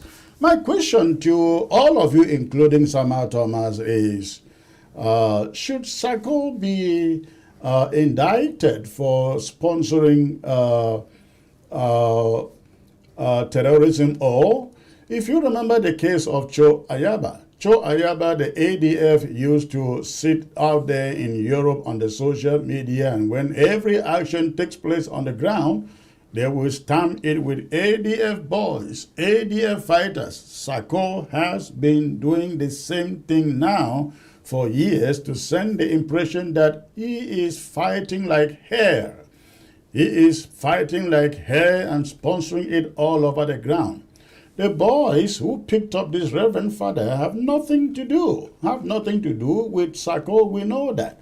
But this is the kind of propaganda I was talking about in my monologue, where they insert their stamps on every piece of action coming from ground zero to send the impression he is doing it. He is doing it, whereas he sits out there in Maryland, in the peripheries of Washington, D.C. He doesn't know where the U.S. State Department for African Affairs is. He will never step out to do anything, but he uses this craftiness to put it outside, to make believe he is doing all of this. So give me more of your money. Give me more of your money. Let me go to Dr. Ellard before I go to Sama Thomas. Dr. Ellard, what do you make of this? What were you people within the circle doing when you see images like this, sir? Yeah, thank you, Secretary Chris. I've been waiting, and I enjoy listening to what Comrade Paul has been talking, because everything he said there was as factual as never before.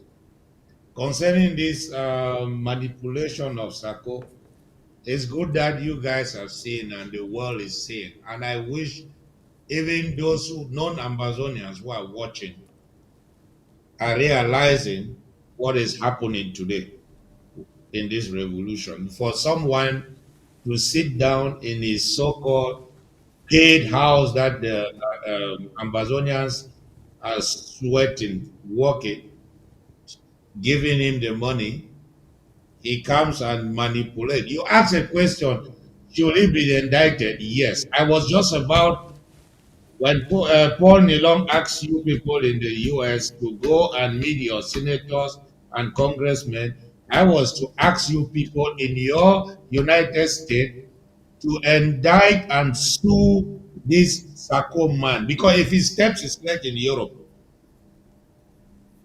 he will be arrested. I bet you, if Sako wants to see that I am a lawyer, let him put his leg anywhere in Europe, anywhere in the 27 he will be arrested, even if he fights and go out and go back to the US. Then he He will be cannot be arrested. sued in America because nobody knows where he lives. You cannot find his house. No, no, Remember, you here is just the read his truth. address there. Did you see a No, no, physical no, no. address in the address we read? Secretary, Comrade, please. When those allegations are forwarded to the FBI or CIA, they will find where Sako is living. They will get him. He cannot be invisible, because what he's doing is detrimental not only to the struggle but putting the boys in danger. For example, I don't want to talk much about defense because that is the job of Comrade Paul Nilong. Let me just add something there. You cannot be taking your logo, putting on an issue that you never took part in it, and you expect people to sit down, the people who are doing the real job, the people who are spending their money, the person who are in charge of that defense of our territory, their own, they are called the unity warriors of Ngokutunja. They don't even know them. So now the guys down there who are supposed to be supported, sponsored, because we know that the unity warriors are doing those jobs and we have the opportunity to sponsor them. The money will be siphoned to Sako. That is what we call 419. That means he's a thief. He's an embezzler. He should be arrested for doing that. It's like siphoning the money that is sent to your account, Comrade Chris, to a different account. That's the same thing he's doing. So I think I will not talk much about that. I will come to my own when we will talk about diplomacy. I will talk more on that issue. I will hand it to Comrade Paul to talk, Let me, before because Paul, let Sama Thomas weigh in here. He has been silent for quite a while now. Comrade Sama, weigh in on this subject, please.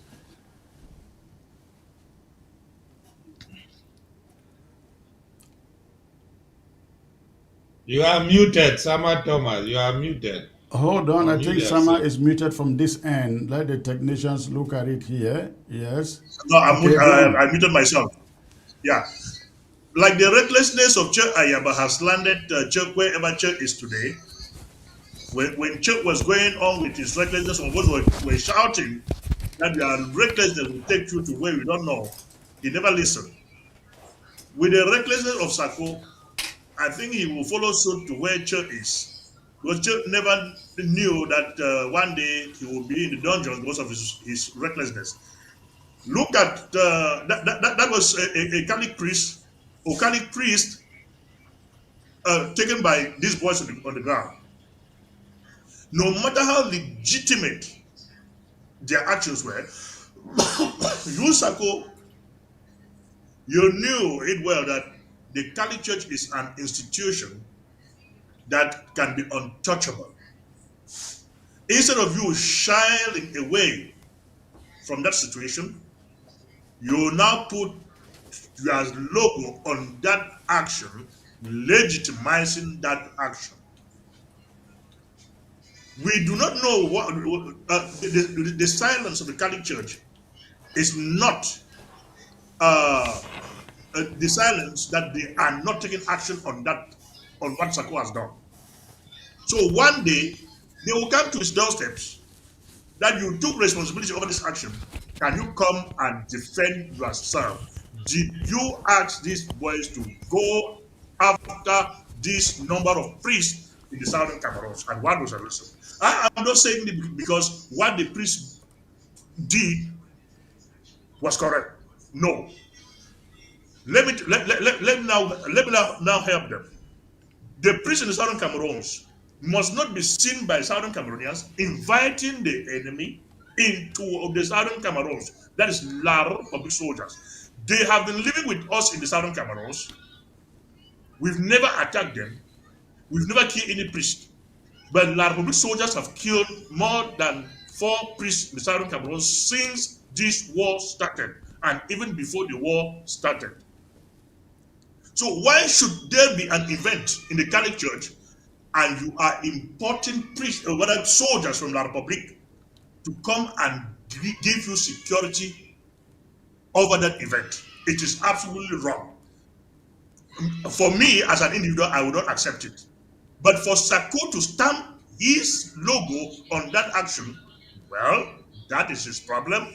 Like we as in liability, I very much appreciate the fact that Comrade Paul and Dr. Elat are now coming to see where we were before, particularly a person like myself. When Sako was elected the president of the Indian government of Southern Cameroons, I got a query with Barisandu. I asked Barisandu, who were those that sat to elect Sako as the interim president of the Southern Cameroons? And what was the criteria used to elect a person like Sako as the president of Southern Cameroons?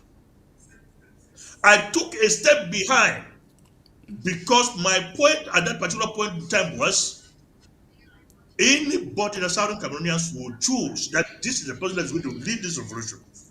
I don't care who that person is, but so long as everybody accepts that person, I will work with that person. But when Sako appointed his first cabinet, that is where I got a problem with. When he appointed Nick Santos as part of the cabinet, I put out an audio saying, show me your friends and I will tell you who you are. I said, as Sako has appointed a certified scammer into his cabinet, it therefore means that he, Sako, is a scammer. I was talking on that day, not even knowing that Sako truly is a scammer.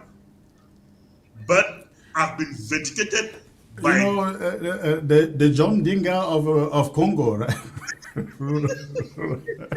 and the diplomacy in granted.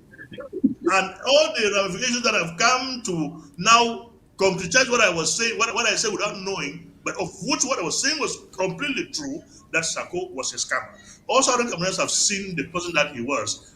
The only thing I am a bit disturbed with is the fact that it had taken some people too long a time to see the type of guy that we were condemning before. Secondly, I'm now talking to Comrade Paul Nilong. If you don't have if you don't have the mastery, let me say the mastery of an information in your hands, if you are not so sure of an information, do not put it out. Even at times, if you also have the facts of that information, look at how you put out that information. If it will be good for the society or bad for the society. Because I've heard behind a lot of information in this struggle, not to put that information out, not for anything, but for the sake of this struggle. When there are information you put out about this struggle, about individuals in this struggle, thinking that you are doing something good, but you are destroying the entire struggle. That is why I do not talk about Sako.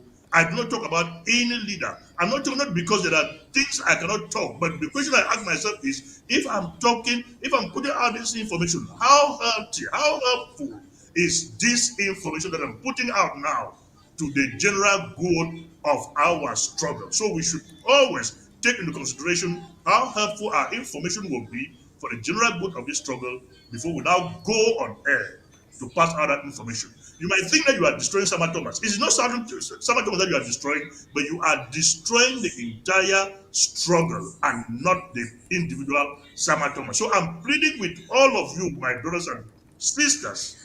We are all brothers here. I'm pleading with everybody that any information they put out, look at the ramification of that information, how hurt that information will be for the struggle before you put it out. If you see that it will build, put it out. But if it is going to disturb the minds of Southern Cameroonians on the ground, do not put that information out, no matter how best that information is. All right. Paul, you can go on quickly on that subject. Yeah. This is the same advice. This is the same advice I gave Sama Thomas some years back when he started against Sako. I gave him the same advice. Be careful. You don't know the ramification of what you are saying, how it can destroy or build. Mr. Sama Thomas, thank you very much. At one point, we have all been in this same position at one point before self-realization. Now, when it comes to this particular video, this is what Sako has been doing because he wants to collect money from people. Now, if you go on the ABC, he has deleted this particular video. Now, there's a letter that he sent out when that priest was held down. He wrote a letter condemning the act of kidnapping whatsoever. But I want to bet you that in that same Gokutunja, a 3-month-old and a 2-month-old baby, they are still in detention up till date. They are relatives to a fighter on ground zero in Gokutunja till today. That same Sako has never written any communique or any letter to condemn La République for detaining a 3-month and a 2-month-old babies. He has never done that. Now, what is happening, Sama Thomas, you must understand. What is happening is the Ambazonia unity warriors have taken their decision to be on their own, to fight on the ground. The information is, whatever you see us doing, you can guide us, help us, advise. But we are not taking command from anybody. We are on our own now. That is why from the north, the south, the west, the east, you will hear in Ambazonia, unity warrior, because they have taken their destiny in their hands. They are not listening to anybody. So all those images that you see them putting their logos on to claim relevance, to claim that they are still in control. If the international community wants to dialogue, they should come to us because we have control. Nobody have control. I'm saying this categorically clear here. Nobody has control on the ground. The unity warriors are controlling. They determine what action to take and what action not to take. So whoever is putting logo on this, when time comes, you will answer question for those logos. Sako has collected more than enough money. I told you people, I wrote my resignation letter in 2021. I don't know why what really happened that I had to reverse that. I wrote that letter, gave it to him, he never responded. And silence is accepted. They siphoned that operation. I will look that letter again, operation something. They siphoned that money. I have a lot of regret protecting, like I said, out of naivety, not used, but maybe manipulated. So that is the situation on the ground. All right. Hold on Uh, there, Paul. Just a not my minute. story. No, Okay. Dr. Elad, please, just a moment. Please, the letter, the letterhead of Sako, can you do us a favor by sharing that letter with us, please? No. The thing is, with Comrade I Chris, I have think I'll send you a copy. I have that later. I have that later. We just didn't have enough time to prepare it to put it on screen, but we have that. I can forward it to you, Samuel. Just 30 seconds, Comrade Chris, before we go to the next topic, if you are going to the next topic. Comrade Paul forgot to say that just last week they brought out an AI generated audio condemning the Unity Warriors. Yeah. And the same now that the kidnapping has just happened, they took their logo put there to claim the struggle. When you ever hear Sako organizing a draft, he's listening to all his audios, and I wish, because I know he's now watching us on this on screen with a different number. He is watching. He will always end by saying there is a big announcement that is going to be made. So please come in your numbers. Bring your friends. I don't know. That is always his ending of his audio because he wants to ask people. You will hear lies about diplomacy. What I have done or Dr. Tita have done. He will carry it and bring it up to the people and collect their money. Every time he doesn't have money to pay his rent, there is always a big announcement that is coming. All right, let's leave it there. We are also being joined by the Honorable Sebastian Baraku from Maryland, who worked really closely, very, very closely with Comrade Sako. But you was one of those, his eyes were open early enough, and once the Restoration Council impeached him, that was it. Comrade, good to have you, sir. Good to have you, Comrade Chris. Yes. Uh, yeah, my regards to Dr. Ella Paul Nilong and my able brother, Sama Thomas. Uh, I am so surprised. Like when I was driving, for some reasons, I got ABS and I saw Paul Nilong, I saw Dr. Ella. I'd be like, okay, let me see what is going on. I have been following. Uh, and I am just so surprised, like to see Paul Nilong here. When we started this thing about Sako, I thought Paul Nilong, Dr. Ella, that knows me personally, was going to reach out to me to ask me personal things about Sako, but none of them, they did not reach me. I had, like you were saying, from Chris, I had things left and right, and we just be like, you know what? Since they were calling us, what name did they give us again? Coup plotters. Since they're calling us Yeah. coup plotters, let's just go with coup plotters. But I don't think there's anybody in this revolution, you, Dr. Elad, or Pony Long, that know about Sako like me. Like I said it in my first video on ABS, and I will still repeat it. I will still take responsibility of putting Sako on the high horse he is.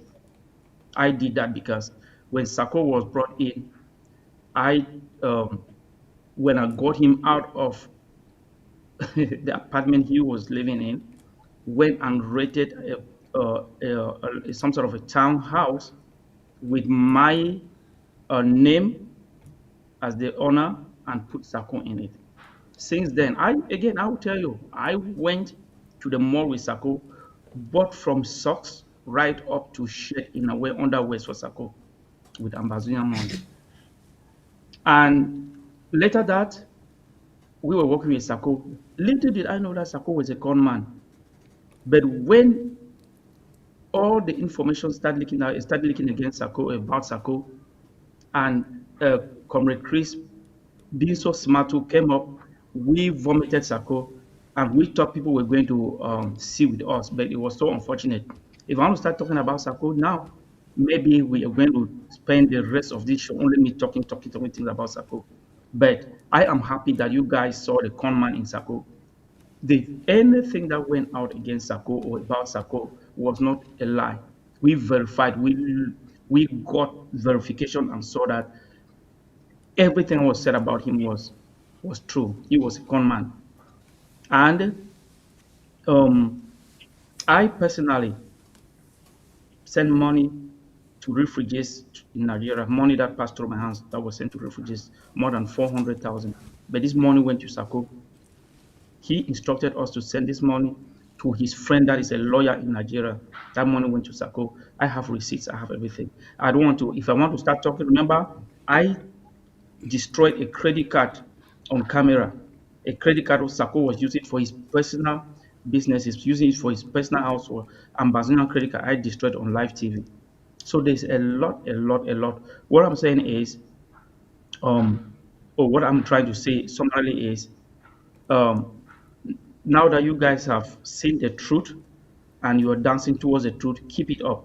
I am still waiting for Ma Aringwa to come on ABS so that we can talk. If I have any questions, I'll answer. Awesome. Hold on there. One of the subjects that we talked about here has to do with Sako's inavailability to show up anywhere, whether be it for diplomacy, for rallies in Washington, D.C., and you live right there. You were his right-hand man when he came. In fact, when I came to Washington, D.C. every time, you and Sako, you had to take me to all the Achu houses and the Aero houses in Washington, D.C. And if you were not there, Sako did not go out. How come that he could go out to every Achu house, eat and drink, and go to all the lobster restaurants, eat and drink, but not a single rally did he attend in Washington, D.C., except for the rally we held, I think that was sometime 2018. That is the only rally I remember. That was when Bo Herbert was still there, Akwanga was there, Ayaba came in. It was the mother of all rallies that we've had so far. He was there, but since then, we had Ambazonians protesting PTS. We had Ambazonians rallying in D.C. when Paul Biya was invited by Joe Biden, and many other rallies.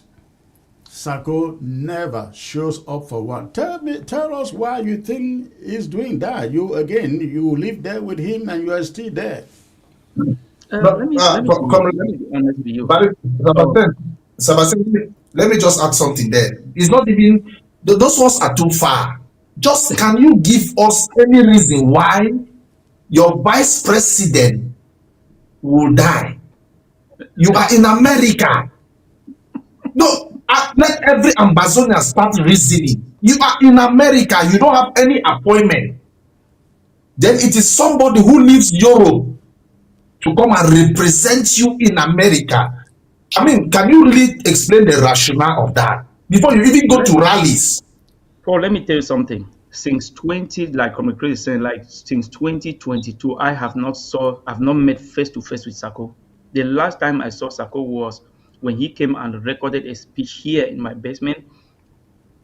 That was the last time. That was like 2020, early 2020. It was Christmas of 2021. That's the last time I saw Sako face to face. Sako said through one of his when there was Ambazonians come together, through one of his that he is scared to go to places because he may be beaten up. That is what he said. Yeah.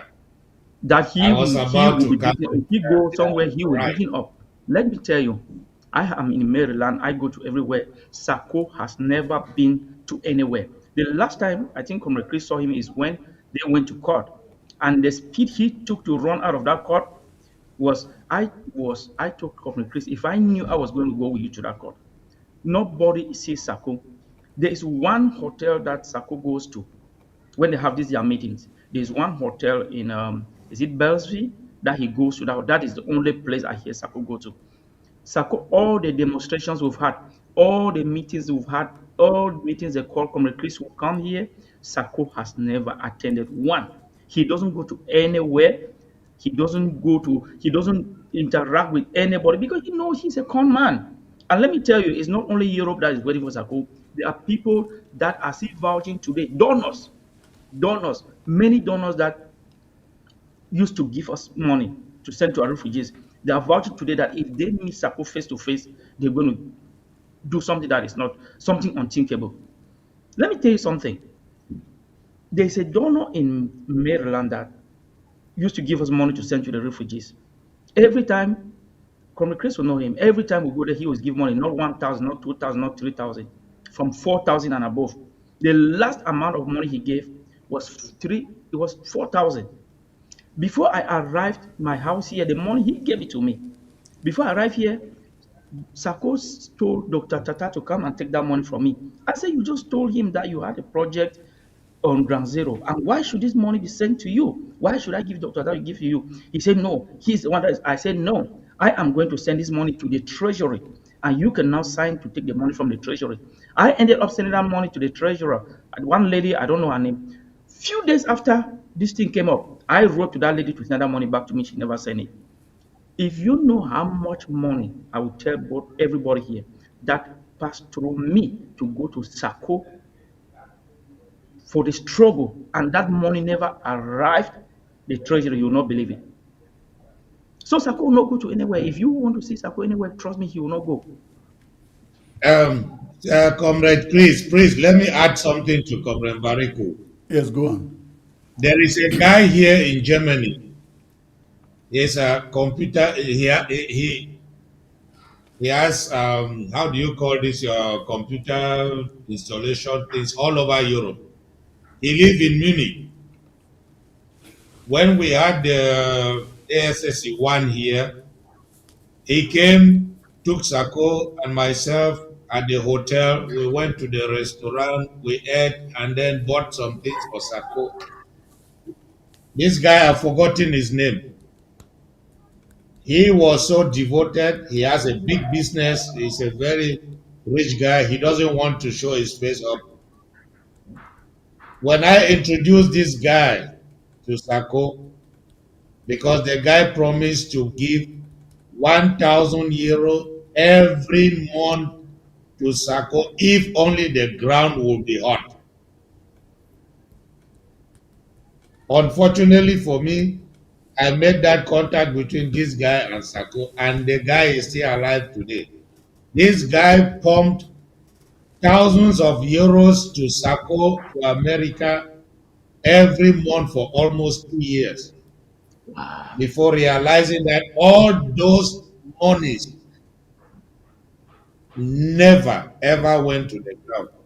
He is still alive. The same thing I said on TV that we put Sako as president. People think he's alive. That's Comrade Chris here. He's there alive. Ayim is alive. Anyangwe is alive. Harmony is alive. All of them know about. Milton Takang is alive. All of them know about it. So I don't say anything to tarnish his character. I'm saying the fact. And the problem I'm saying is that I have told him if he knows everything that we are saying is a lie, let him call for an audit. Let him call for an audit. This time. Let him call for an audit and let him prove where all those money has been going. And let Ambazonia people rally. Look, it is simple in Germany here. If we have been giving money to Sako, I will call for the for signatures. We will take signatures all over Europe, and then we'll file a court case against him for embezzlement. If I may ask all of you, maybe with the exception of Sama Thomas, despite all of these comrades, why are there intelligent people, smart people like the Mongwas, the Patience Abidu, the who is I mean, people you think are smart and intelligent. Why do you think are out of there? I know Amos is out, Irene Ngwa is out, Maya Dorothy is out. What is his name again? Tita is out. You guys are out. What make others hanging in there, There is a mistake. knowing the kind Yeah, of Comrade, person that Sako is? let me correct you, please. Let me correct you before we made a mistake. When you say we are out, it seems as if Sako owns something. I don't like the word you are out, you are out. We are out of where? We Out have of this IG struggle. Sako. Sako, let me tell you now. You said you are not here to promote anybody, and that is wrong. We are not promoting anybody. We are in the Okay. Friends of Ambazonia, and you have seen videos, pictures of Dr. Tita, Pastor Victor Mba, and the others, what they are doing. So don't say we are out. Sako is out. Are you doing? Oh, so, Not hold we on, are hold out. on, hold on there, hold on Those there. who are in will in. Okay, There's a misunderstanding there from Dr. hold on Eva's there. side. My Dr. question Eli. is, this is my question. What you, Mba, Tita, and the rest are you doing it under Sako's interim government, or you are doing it under a different umbrella? No, real We government are of doing this. it as a group. Dr. Eli, Wait, Sama Dr. Thomas. Eli, I want to You will Dr. talk. Eli. You will make me forget what I want to say. The government is still there. Sako has not been dismissed as the president of Ambazonia. He No, stands he there was as. impeached. Are you forgetting that, Wait, Dr. excuse Epa? me. I'm Are you Dr. Ella, forgetting not that? Epa. Dr. Ella, I Epa is beg your my pardon. yeah. So let me tell you, Friends of Ambazonia is an advocacy group. It's not a government.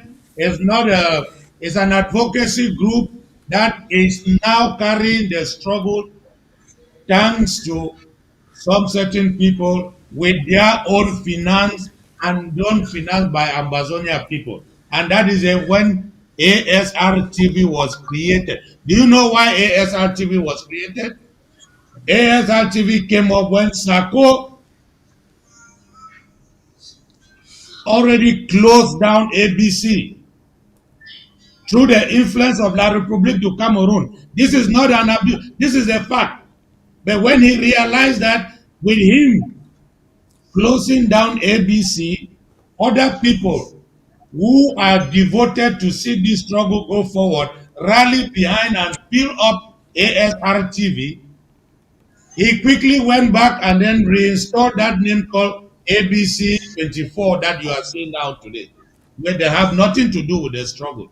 Because, as we have said, I wanted to say this, you say we are coming to that, is as we have concluded, and this conclusion is the fact, he had a mandate to destroy the government of Ambazonia, call it interim government, call it government of Ambazonia, to stop everything.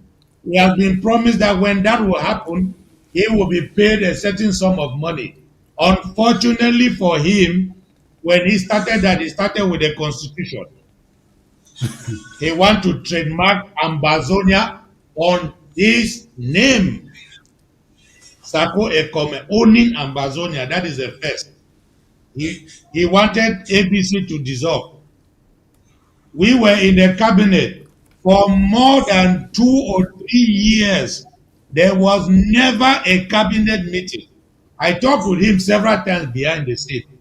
He said, people are quarreling all the time. Imagine that I will call a cabinet meeting and my Irene and this one, they will be quarreling and abusing. Nobody will listen what I'm saying. I said, but you are the president. If your people are disorganized, you are the one to put them in order. But unknowingly that was his plan. so that you people will sit there as a cabinet. The only functional people that were in that cabinet was myself, Dr. Tita, and Ma Irene. There were more than, Comrade Chris, there were more than 40 people in that cabinet. I don't even know about 5 of them. I don't even know 5. So, coming to conclude, I don't want to talk long. Let's end something and go once and for all. He is still there. He has been vomited by us. He is sitting there. He is obsolete. He has no function. He has nothing instead of just calling people.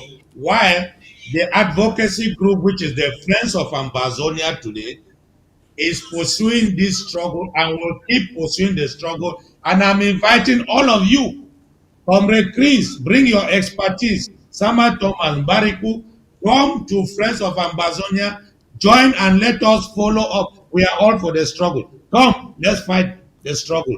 Bring your ideas. We will work with you people. We work with every Ambazonia. That is why it's called Friends of Ambazonia, not Government of Ambazonia. Thank you. All right. Uh, Yes, Paul, go let- on briefly. yes, I wanted to weigh in here yeah. a little bit. I forgot the name, the money they embezzled. Now I want to say this. My trip to Boya. I said I discussed with No. Dr. Zama. Dr. Zama break down. He's still alive. He's still part of Sako. So maybe he can come out and say and debunk what I'm saying, that we never had that communication. He lamented the amount of money that was embezzled and siphoned by Sako on that Operation Lava Storm. Thank you, statement citizen. It is Operation Lava Storm. He controlled that money directly. Until today, there is no one action that was carried out after hundreds of thousands was raised for that purpose. I mean, a dime. We never saw any action on the ground. That was when I wrote my resignation letter. And for whatever reason, I had to reverse it. And I want to still repeat on camera.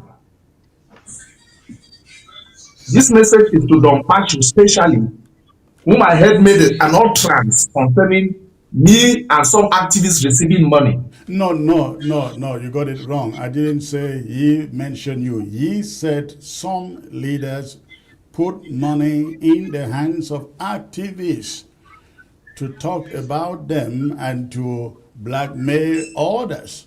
So I was assuming that maybe you were one of those activists, because I just couldn't understand that all of a sudden, Paul Nilong, who could reach me at any time, at any hour, went about carrying out the same narrative that Chris collected 135,000. Chris, took money from CDC. So I was thinking you were in that category. So please, Don Pacho did not say you collected money. He said activists collected money. Okay, then sorry for that. Okay, then I will still proceed. Sako is the liability. He has built a wall of deceit around him. That's I want to come to these people that you're calling they are intelligent people like Abiedo and the rest. It's because he has built a bulwark, a network of deceit around him, still continuously manipulating people. You don't see any action at the level of diplomacy. Zero. I still quote Kansas City 3, the SOS for defense, Cheney and the others who are in prison in Gaza for 3 years, no court appearance. When you want to talk, Sako will call me up, down, up, down. Fellow Ambazonian, there's always a time of realization. One day, Patient Abiedu, the others, they are hearing our voice. The same way we're hearing your own voice, Comrade Chris, yesterday, they will hear our own voice and they too, they will repent. They will come to self-realization. But there are some people who are so lazy that they want to depend on the deception of Sako not to do anything, but they put him in front. That is why the creation of the Ambazonia State Radio and Television, we operate from Monday to Sunday. We talk Ambazonia, Ambazonia, Ambazonia. We put ourselves in the forefront. We take responsibility. I have told you why I said certain things in the past, which I'm very frank straight. Let me ask you guys, So all of you. Let me ask. that Hold on there. deceptive manipulation is still there. Hold on there. Europe Paul. has been divided. Hold on, Paul. Hold on. I would like to bring this question to all of you. All of you. All of you. I have said it repeatedly. At this moment in this struggle, we don't need all these factions, whether friends of Ambazonia, whether interim governments, whether this or that. I have said, why don't we put aside all these groups, come together, reconstitute that force that we had emerging from the conclave in 2017. I have suggested that everybody steps down. And I worked for that for over a year. Samuel Thomas knows that, Bariku knows that. And I volunteered to step down if we could all come together, form one strong, united group.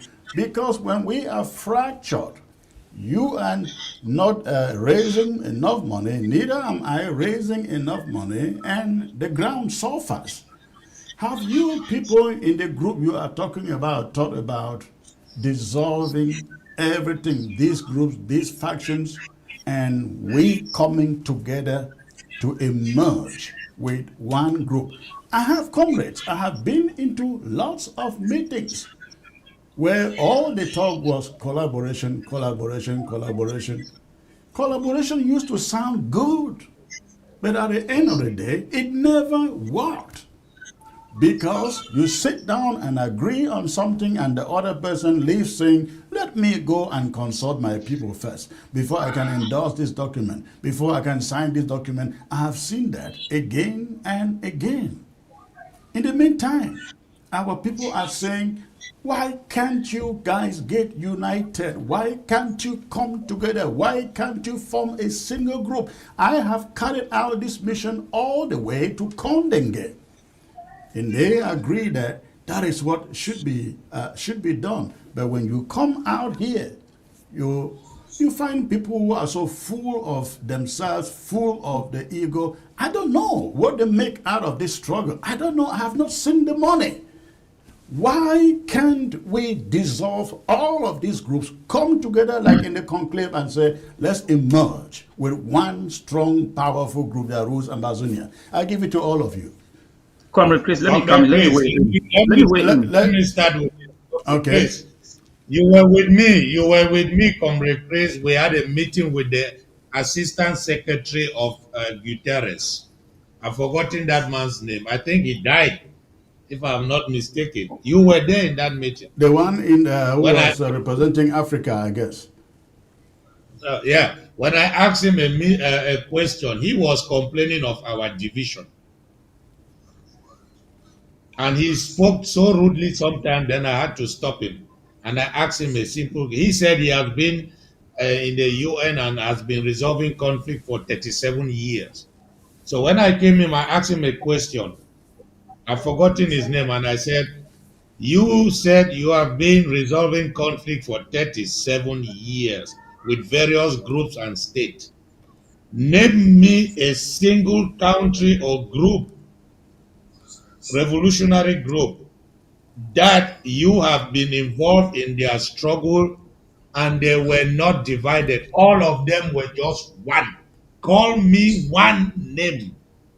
And he pondered for some seconds or minute and he said, Dr. Ella, you are right, known.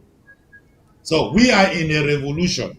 What you are saying is good, is right, is very nice in theory. It is very difficult in practice in the sense that when we only think, because you made a statement here, donors, donors, donors. This thing is what separates this struggle all the time. Because when we think only about money, is this come together and contribute money that we have been thinking a lot, that Sako has become a trillionaire. You know, Sako is richer than Elon Musk today for embezzling money from Ambazonians. And when we can focus on the revolution, if we can, yeah, money will always come up. Because when you say money is not important, people will say, that man, na Chris man.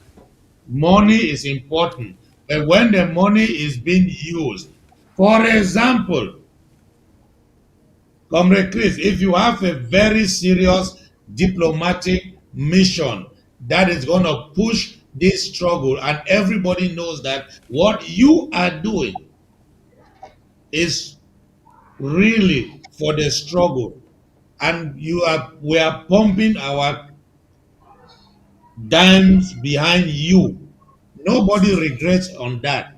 But if you just sit there and think we'll come and contribute money because Dr. Ellard is now because in every group you must have a leader. Dr. Ellard is a leader now. People should bring money and give him so that he should do. No, it will not work. We focus on specific issues.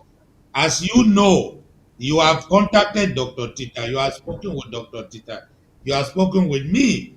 You know now very well that the level where the friends of Ambazonia have gone, if we now stand behind the friends of Ambazonia, try to push Dr. Tita to reach make sure the sound of Ambazonia, the name of Ambazonia enters the ears of Donald Trump.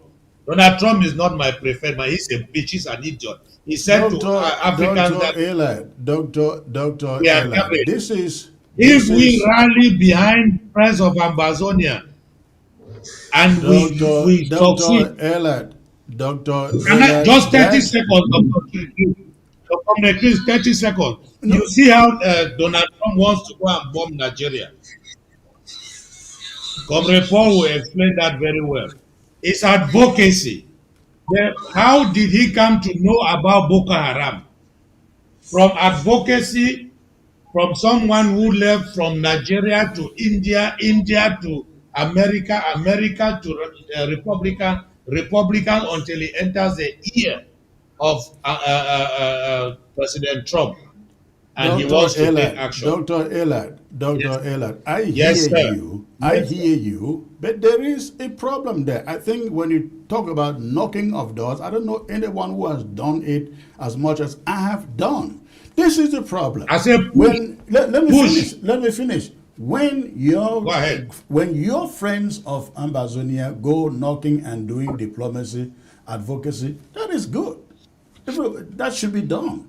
However, when I go knocking the same doors in the name of diplomacy, that is where the problem is. No, we will support you. Well, let me finish. Let me finish. When A of C go knocking the same doors for the same purpose, that is another problem. I am saying, why can't we come together and act as one man so that when you go knocking the door, I can no longer come behind you to knock the same door and people begin to ask, how many ambassadors are there? That's the problem. Yeah, yeah, I get what you're Let me saying let me now. weigh in. Let me weigh in, Dr. Mbadeko, Ellard. Let me please. weigh in. Dr. Ellard, I'm sorry to say this. I had at one time was going to reach out to you. We became so disappointed when a lot of people reached out to you at that time that quit Sako and come around, let's build this thing. Sako could have been history if you did not go back to him. Sako could have been history. At one point you said yes, and at one point you said no. Sako could have been history because you were like a stronghold to Sako, and we knew that if we got you by our side at that time, Sako was going to be history. Remember, Dr. Tita came here before Marianta coming. Dr. Tita came here. He was sworn in. He was right here in my basement. We went to that place. He was sworn in, and Tita made a U-turn. At that time, even if you had taken It's up not as president, it could have not, we wouldn't have been here today, because Sako only got his powers when you refuse to quit.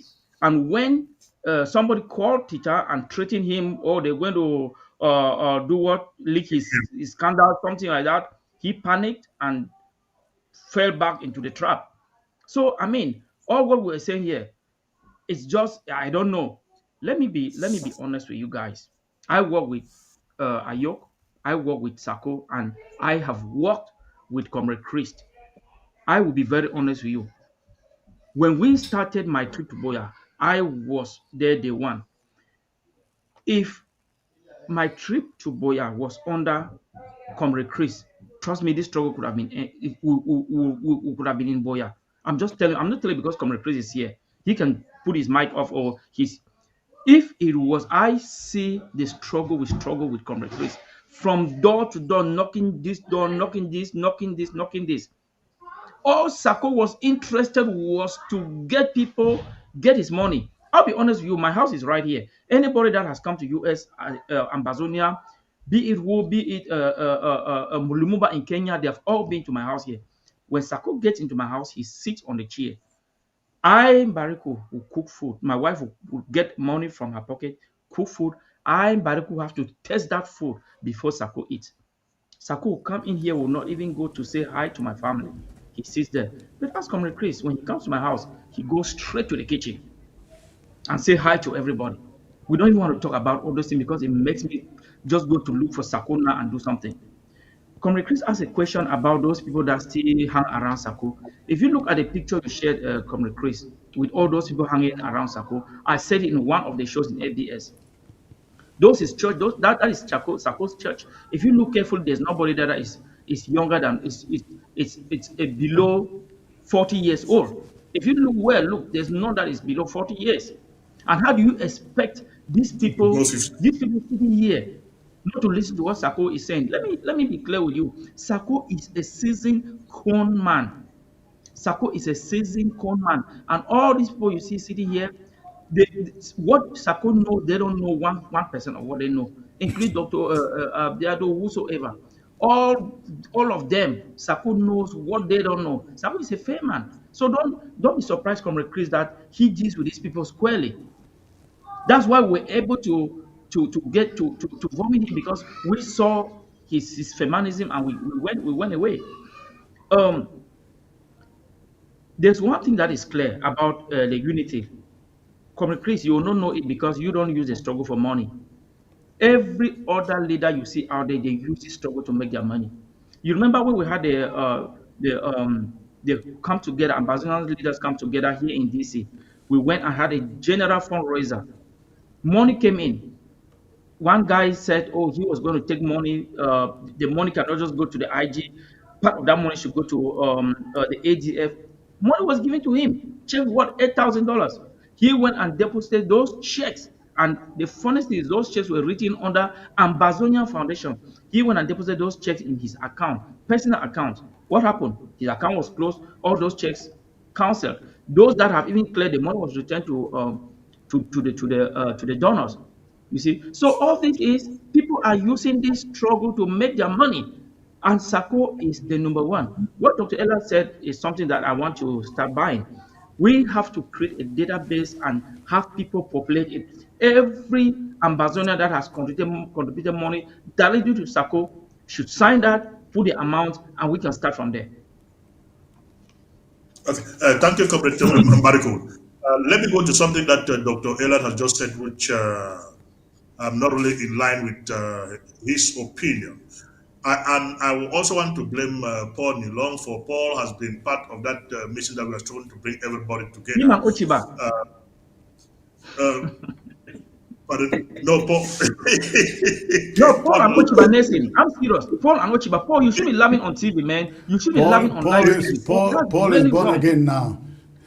It seems the message that Paul got from that meeting, he didn't pass it on to others. Dr. Ella, it is good that One of my uncle once said that every organization is strong because of the offshoot of that organization.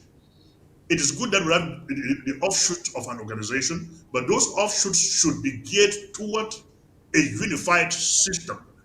Like Kobe said, if the IG goes to the State Department and make a statement, tomorrow the Friends of Ambazonia go to the State Department and make a contrary statement or that same statement, and the State Department asks, but this group was saying, or this person was saying yesterday, talking this, and you are coming today talking, saying the same thing. How is the whole thing? Who do we now listen to?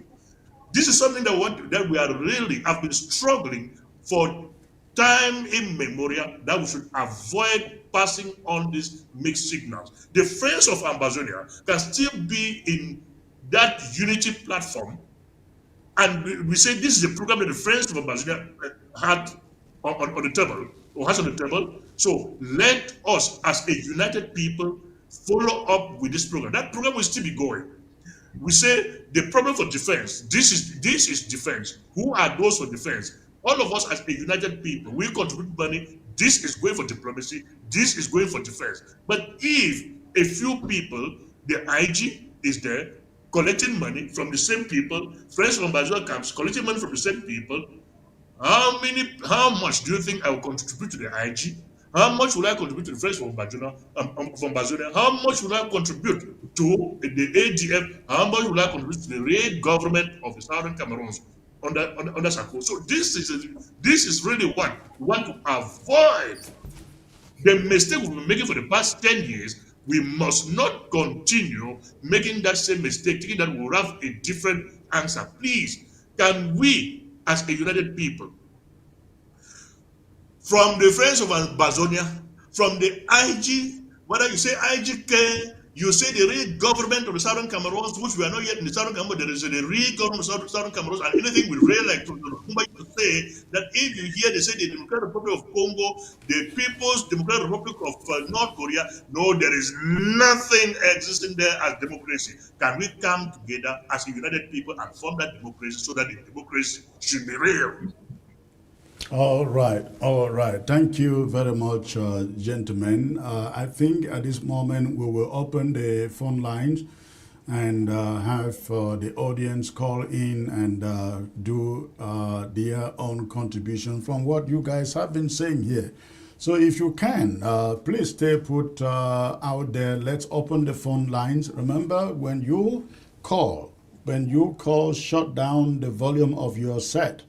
If you are listening to your television and calling, please make sure that you shut down the volume of your set before you call. You don't want to call and be listening on your television while trying to talk to me on the phone. The phone number is there on your screen. And I like to hear from you guys.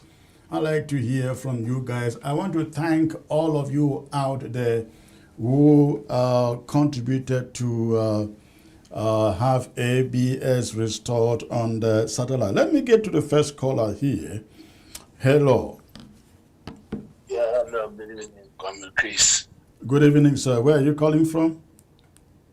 Calling from Meme County. Meme County. Okay, so what is on your mind? 30 seconds.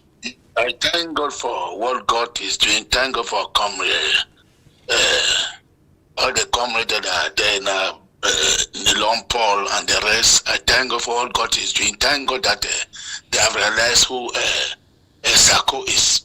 One thing I want to tell you, Sako is using seducing spirit to seduce the people, because when you read Acts chapter 8, there was one man called Simon that he used seducing spirit to seduce the people in Samaria for many years. But thank God what God has done. Cause the people to understand who Sako was, and they are coming out gradually. So I want us to pray that God should really help the Ambazonia people, because we need to come together, as you Paul said, and we need to put more in prayers, because what we are fighting, the battle more is spiritual, not physical. And when we fight spiritually, now God will take absolute, God will give us a victory. All right. Yes, so I I greet every one of you. Thank you, God sir. bless you, people. Thank you. All right. Hello.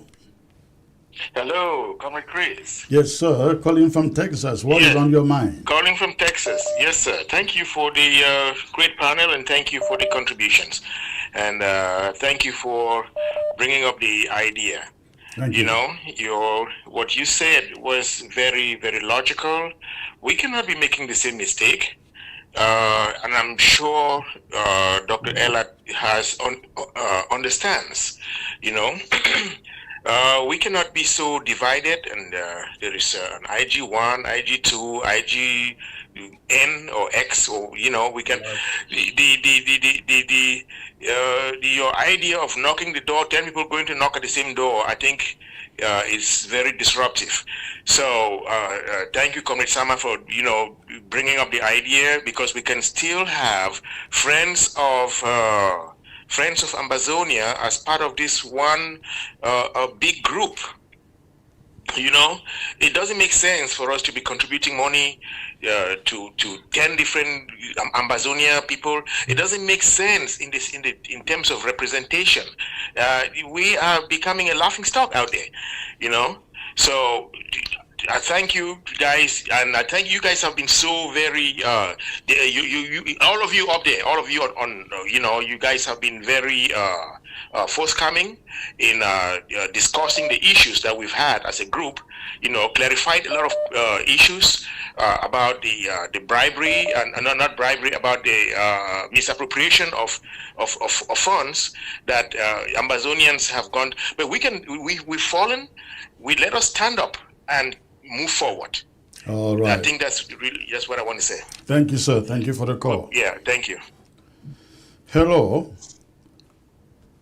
Yeah, hello, greetings, sir. Yeah, I can barely hear you. Can you raise your voice? It's like your phone is far from you. Yeah, I say greetings. Greetings to you all. Greetings. Can you put your phone on your mouth, please? I can barely hear you. Okay, sir. Okay, sir. Thank you very much. That's better. Okay, Where are you calling from? Okay, I'm calling from Ground One. Okay. And I happen to be a fighter from Brazil. Okay. Yeah. I want to sincerely appreciate your consent and that of your members whom you are having this conversation with, because those of us who are soldiers have gone through a lot in Ground Zero, not because of the mismanagement of the fundraising, but because of the insecurity basis rising, because of because we guys are not in unity. You guys are not united. This one is saying I'm Marianta. This one is saying I'm Sako. This one is saying I'm Cristiano like you. This one is saying I'm that, I'm this and that. It's making many of us scared. Many of us are scared. And what happened the past time? Some people will be sending 200,000 for 1st October for a particular camp, which is almost about 150 soldiers to celebrate 1st October. So sometimes it hurts. And we have been praying for this time to come, because I think the unity can easily make us regain our freedom. Because if you whom we are looking up to are not united, hopefully those of us that have not been this way before and eventually happens to be this way, carrying the sticks around, I think we might eventually become armed robbers in the future without anyone to secure or help us or guide us on how to go to. So, but this strategy you guys are picking up, I think I'm 100% in support of what you guys are doing there. And I want to say, shout out to that ideology for wheresoever it came from. I think this is the best idea that will be implemented in Ambazonia. Thank you very much, sir. Thank you. Before you go, this is what I have said to every camp on the ground, those who care to listen. The time of fragmentation is over, should be over. if any camp or any soldier on the ground is still identifying itself as Chris Ano's camp, Sako's camp, or Dr. Elad's camp, or Ayaba's camp, it's a big mistake. It's a big mistake. The leaders will come and go, but the fighting force has to remain because it is the backbone of Ambazonia struggle. And when you begin to identify yourself with individuals who have to come and go, you make a mistake. I think at this moment, every fighting force on the ground should start saying, we are Ambazonia fighters, not Chris Ano fighters, not Ayaba's fighters, not Sako's fighter, not anybody's fighter, Ambazonia fighters. And so that way, anybody should be free to support you guys, not because they want loyalty from you, but because they are Ambazonian. That will also quell the infighting on the ground within the forces. So the fighters on the ground have to help. When they stop making videos and audios and saying, oh, Chris Anu, oh, Sako, or this or that, that is when you also push the idea of unity in the diaspora so that people like Sako can stop taking what you do through your sacrifice on the ground and putting their stamps on it and claiming it as if they did it, whereas they know nothing about it. Thank you for the call. Comrade Chris, Comrade Chris, Comrade Chris, I want to make hold this on. We connection. have been talking for a long time. Let's get to the audience first. We'll come back to you. Hello. Hello. Hello. Okay. Hello. Hello. Yes, hello? Can you turn down the volume of your TV, please, and focus on your phone? Yes, please. All right. Where are you calling from? I'm calling from Houston, Texas. Houston, Texas. What is on your mind, sir? Okay. I've listened to all of you talking, and I just want to make very important points. Please, to you, Mr. Chris Ano, and Sama Thomas, and Paul Nilong, I'm just letting your names as I see on the screen. Please tell Southern Cameroonians that for the moment we should be using that name Southern Cameroons because that's the name that's internationally recognized. So that after we would have achieved our independence, then we can use that name Ambazonia. All right. Second thing is East Timor, as all of you know, East Timor, when they achieved their independence or they were fighting for the independence, they were not even up to 1 million. It's a very small nation. But we of the Southern Cameroons, we are up to 8 million and bigger. So please, let us just imagine East Timor that was fighting against mighty Indonesia and finally succeeded, no matter how long it took. And those who were of East Timor fighting against East Timor, when they got the independence, what happened to them? The Indonesians pushed them out, said, no, go to your zone. They defeated us. And East Timor did not want to see them as well. So this is a lesson to those of Southern Cameroonians fighting against Southern Cameroons who are in that government of New Cameroon. So we, as Southern Cameroonians, we are 8 million, as I think, should unify. We should unite, as Chris is calling. Please, Dr. Elad, as I see on the screen, Paul Nilong, please, I have enjoyed all what you people have laid out there for us to understand. Please fight for all of us to unite and imitate the East Timor that fought against mighty Indonesia. There were 200 something million. Indonesia. But East Timor was not even up to 1 million. But they succeeded. Why can't we, if the fighters on the ground have come together and understood more than you guys who are even well educated than them, that they should unite, and they're calling themselves unity warriors of Sako, unity warriors of Manu, unity warriors of Boyo, unity warriors of Okitunja. That is to teach you the people on the screen there, who are going to even be the leaders of that Southern Cameroon when it would have achieved independence.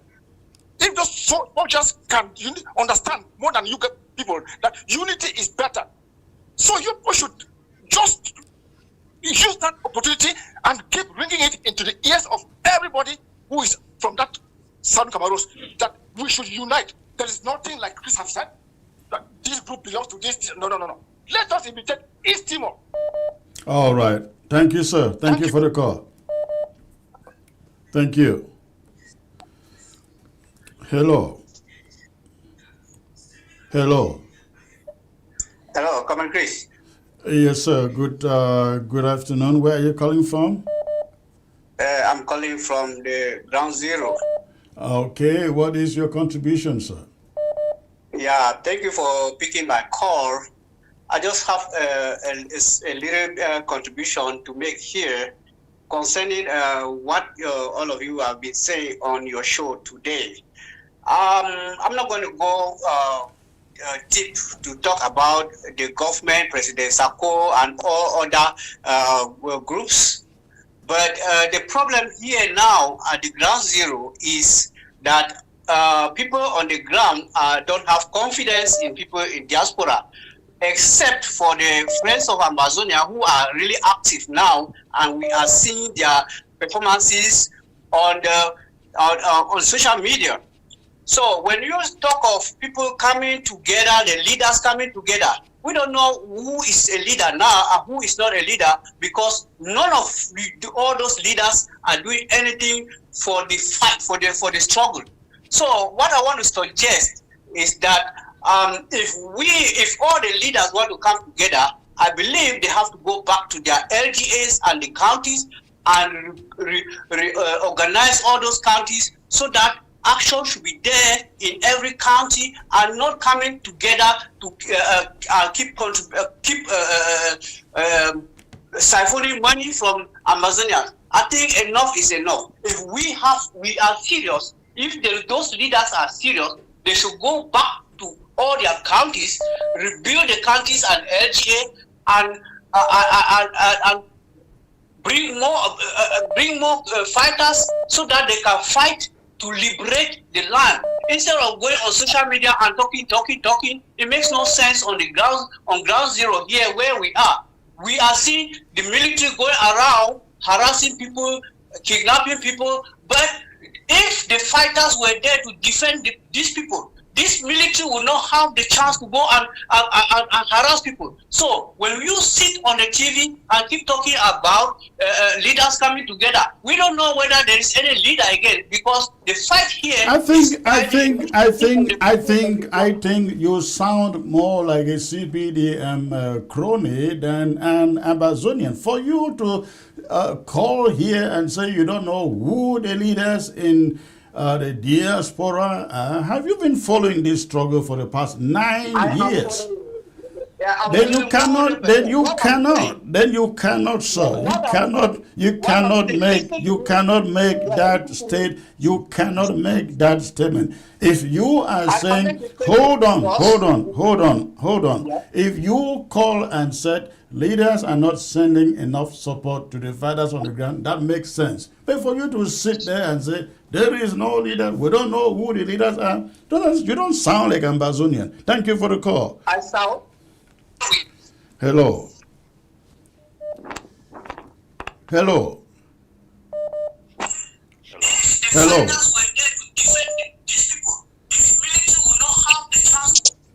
When you call, you have to shut down the volume of your television in the background. Hello.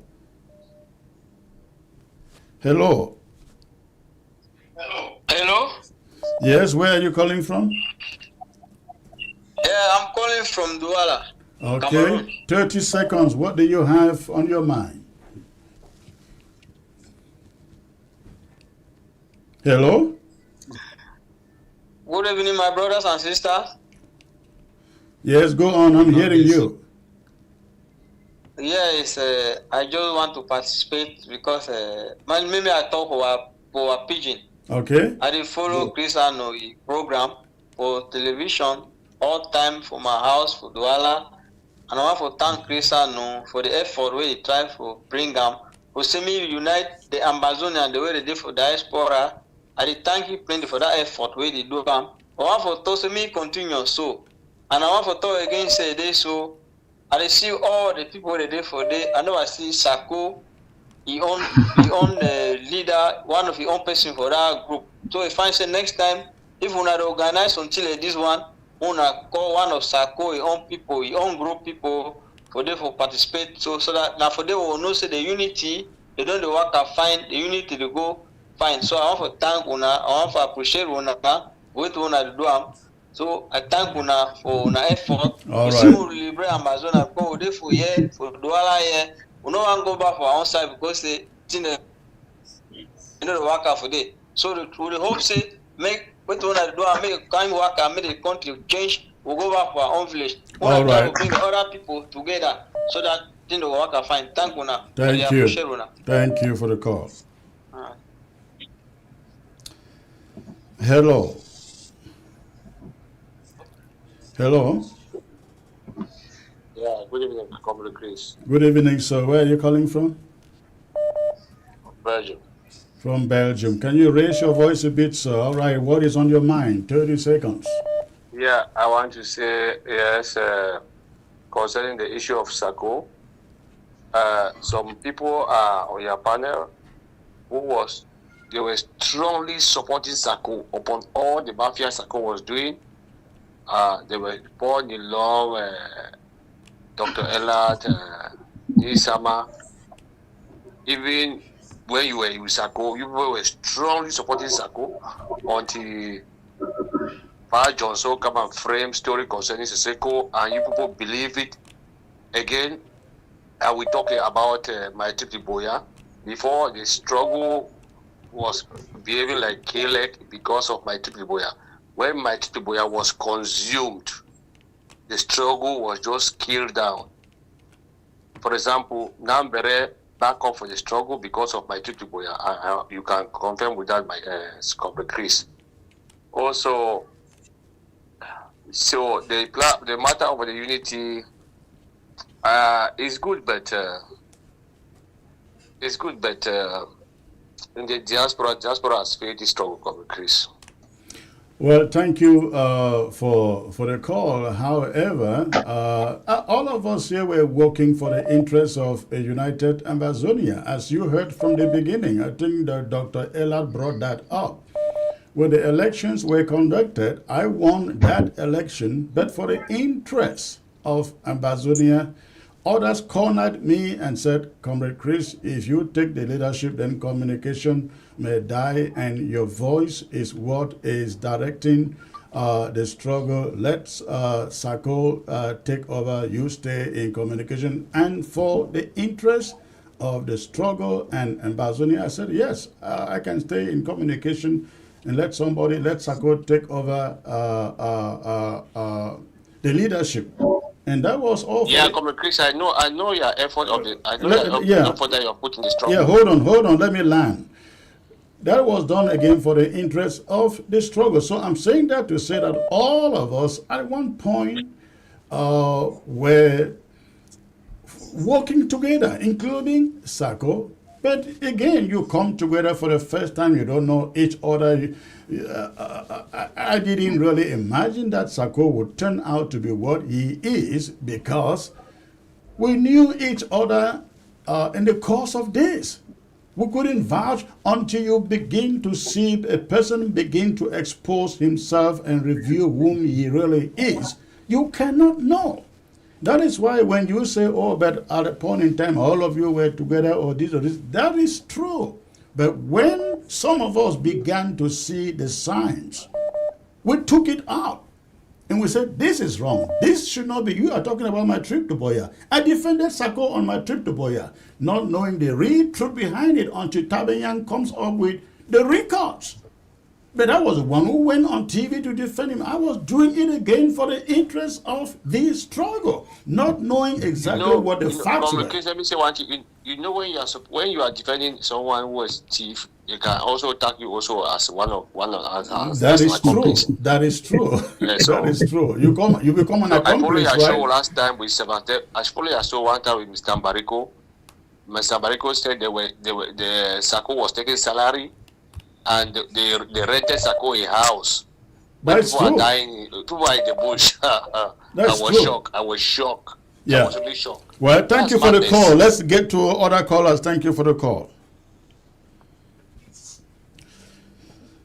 Hello. Hello.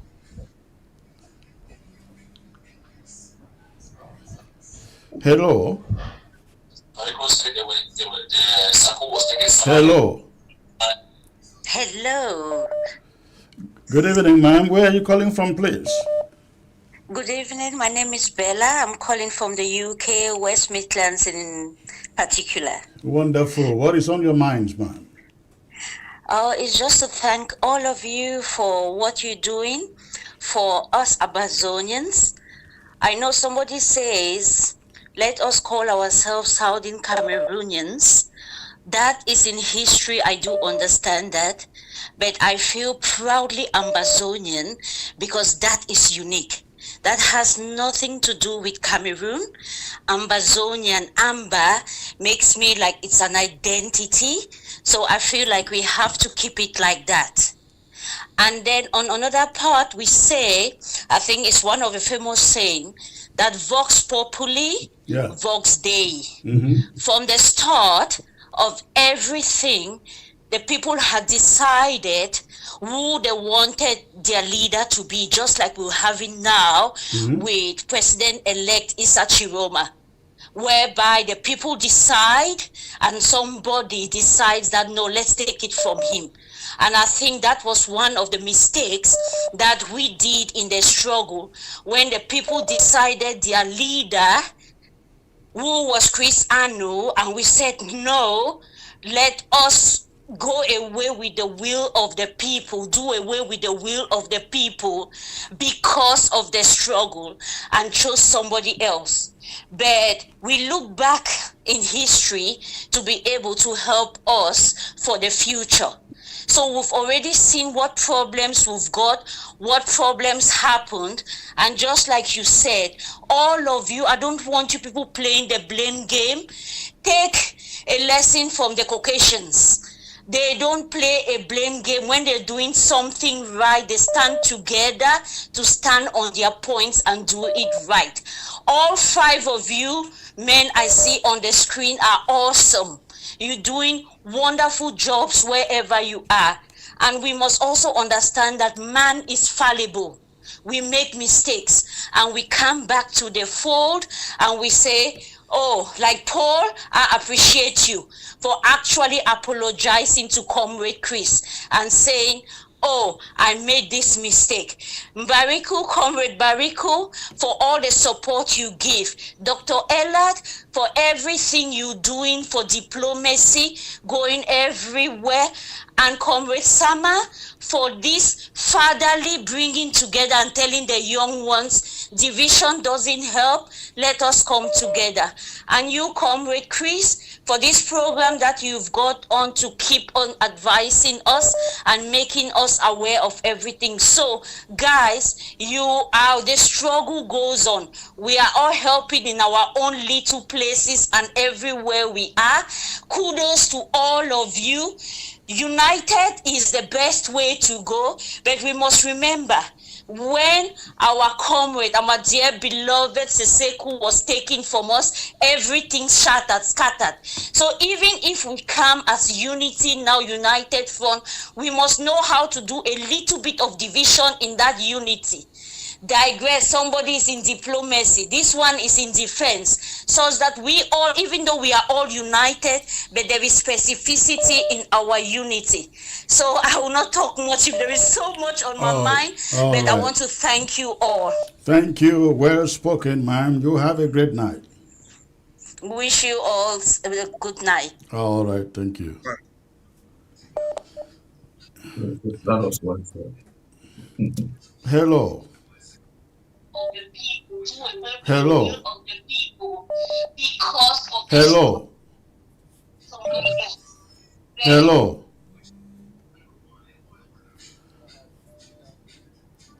Hello. Hello. Hello. Hello. Hello. Hello. Hello. Hello. Can you hear me? I can hear you. Can you turn down the volume of your TV? Focus on your phone, please. Yes, I've just done so. All right. Where are you calling? Where are you calling from, please? Thank you. I'm calling from the Southeast Asian continent. Okay. From the Philippines. All right, Philippines. I was there in August. Yeah. I went all the way to. I went all the way to Kotobata or something like that. Yeah, Kotobata. Okay. Yeah. I heard so. First, I want to thank you for a great show.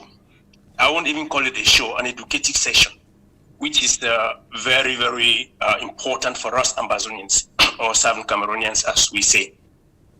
And I'll thank your panelists. And I want to speak to Comrade Paul Nilong and the others who are right there as your panelists. Please, it is hard and difficult to make things right. It is very easy to make things wrong. But to come back and make things right is very difficult. Repentance must hurt. True repentance hurts. Anybody who think that to say I forgive you, or I did this, I'm pleading that you forgive me, and you truly do that from the bottom of your heart is easy, then you're just joking. So I appreciate what Paul Nilong, Dr. Elad, and all what the rest are saying, you are saying there. I really appreciate it. But I want to make this clear to the Ambazonian people. To say something is easy, but to implement it is so difficult. I can imagine the number of years you, Comrade Chris, have put in trying to educate, trying to call for this unity. And I would like to make it clear here. I think 2 days ago, if I'm not mistaken, I saw you on your show with a team who were announcing the Ambazonian or Southern Cameroon's Ambazonian United Front, which has been created. I want to thank the initiators, especially those whom I saw on that screen. I really want to thank them. It has been created. Creating it is starting something is not easy, but once it has started, we should go into it together.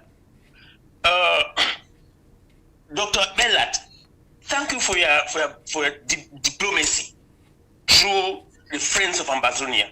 But now, as I understood, and I have attended some of those meetings where they've created the Southern Cameroon's Ambazonian United Front, it is a grassroots movement from bottom to up, which embodies what you people have just discussed, like what Honorable Samra and the rest have been saying there, and yourself, Comrade Chris. It embodies it. Surely a group, or let me say a people like the Friends of Ambazonia, they will be seated there and things will be going well if every Ambazonian steps into that train. And I want to call Ambazonian people that this unity has been created. It's difficult to start something, but it has started already. The platform has been created. The structures have been made, and we should jump into that, not like scattering the groups that we belong to. No, we're saying come in and belong to this united front. Meanwhile, your group still fortifies the actions that you do, and Ambazonian people will together support you there at the defense, support you there at the diplomacy, support you there at the communication bench. The activists will all be supported with one goal, one spirit. That's what we want, and we are happy of what is going on today. Thank you very much, Comrade Chris. Thank you there for being for us Ambazonians. Thank you, sir. Thank you for the call. We will end the calls there, unfortunately. Many people are still trying to come across. The time is fast spent, but let me give each of you, please, just 50 seconds. 50 second time is not on our side. 50 seconds to take your turns, and you listen to all the callers, and whatever you want to add to that, please go on. Paul Nilon. Wow. Fellow Amazonians, I want to use this opportunity to thank Comrade Chris and the ABS team. I want to also thank Simon Thomas, Bariku, and my brother, Dr. Millard. Now, I'll talk on two things to conclude my own session. The first aspect is the unity on the ground. At those days where fighters identified themselves, I want to reiterate this. The fighters have taken their responsibility. They have taken their destiny in their hands. There is no more groups. They have formed themselves into the Ambazonia Unity Warriors. They decide all their actions. If they want lockdown, they will decide their lockdown. They have taken their responsibility. That is done and gone. Now, on the other aspect of unity in the diaspora, like one of the callers said, unity is good, but I think collaboration is better. Now, if you want people to collaborate, you send out the objective of the collaboration. You give, for example, the other groups that we have, we give them this brochure. We never received any brochure. We never received any formal, the Friends of Ambazonia never received any formal letter or indicating the objectives. Like somebody said, yeah, we can be under what happened to Sako and the rest, where they got 12 of them at the same point. We don't want that. I will not ever want that to happen. That we will gather under one banner, under one leadership, and then tomorrow you hear that leadership has failed. That people have finally signed this document in this corner. I will never be part of that. But we form in a section where we collaborate. For example, Friends of Ambazonia is for the diplomacy. They are tackling diplomacy. They inform the group that, okay, we have knocked this door. Paul, let's not take that route. Let's not. No, it's just my own. It's my own view. Listen to me. Yes. We work together. We maximize our resources. Again, if Friends of Ambazonia have a mission and they come together, we all sit down and decide, okay, Friends of Ambazonia, they are good on diplomacy.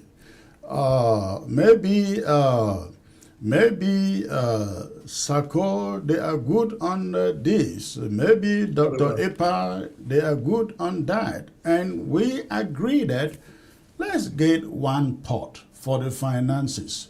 We will then go into that pot, remove $5, sponsor diplomacy. Remove another $5, sponsor self-defense. Remove another $5, sponsor humanitarian work. Then we maximize our resources, because Friends of Ambazonia cannot be going to Ambazonia and say, oh, we are doing much in diplomacy. And then the self-defense people are coming and saying, we need to defend Ground Zero. We too will need money. And then the humanitarian people come. Refugees are suffering. We need money. People get fatigued as they are now with money, contributions. But if we come together and want to function as a team, all this money comes. And people are motivated when they see we are working as a team. They give more. So that is that. Dr. Epa, please. Dr. Elat, sorry. You keep calling me Dr. Epa. Yeah, I think you're his junior brother. You look alike. You may be his son, actually. Well, Mungwa told the world that I come from Kongsamba, that I'm not an Ambazonian. So, well, that is not a pleasant. First of all, Comrade Chris, let me say something. I've realized the how some people. One guy in Belgium said that diaspora has discouraged the struggle or whatever. No, I've realized from this show and when we are in ASR TV, before the comment people make, I realize that people are still devoted to see us move forward to Goya, which is a good thing. I've been getting calls anytime I go to ASR TV, come out, people call and talk the same thing. And if we can see how the calls are coming behind, like planes landing from a very busy airport, shows how Ambazonia people are really standing for this struggle. One thing I will say, I'm not here to ask for forgiveness or repentance because I'm not asking for any forgiveness from anybody. I am in the struggle. I stay in the struggle. I've never been out of the struggle. Sako don't control me. That's why even you, Chris, you don't control me. What I would say, this in a program like this, people are not satisfied for it to stop. But there is no way we can take the program 10, 12, 15 hours. I will ask you, maybe we can still redo something and we will still talk more on this issue to finish what we Absolutely. have not touched. Absolutely. Yeah. Thank I'm you. always available. All I'm right. always available. Call me, I will come up and we will talk more. All right. How to Thank bring you. the struggle. My proposal would be like this. Leave it. We Leave the it unto then. Leave it unto then. Leave it unto no. then. I mean, I'm talking about the unity. I've spoken this very thing with Dr. Tita. My proposal would be like this. We can make another ASFC like what we did in Berlin here last time. Bring Ambazonians representatives from all angles together All right. somewhere. It will be That's a good not in idea. your America country there, yeah, because that your place, with that your Donald Trump and idiots, nobody will want to fly there. Somewhere in Europe, come here, let's sit down, talk on issue, how to go forward, make ASSC number 2. Not that funny thing that Sako is doing there, calling it whatever he calls with 12 people. All right. Do the Let's round real it. thing for Let's the round it. people. Thank you. Thank you. Bareku. Yeah, thanks, guys. Thanks, Paul and Dr. Elliot for the openness. I think, and I presume you will encourage the other.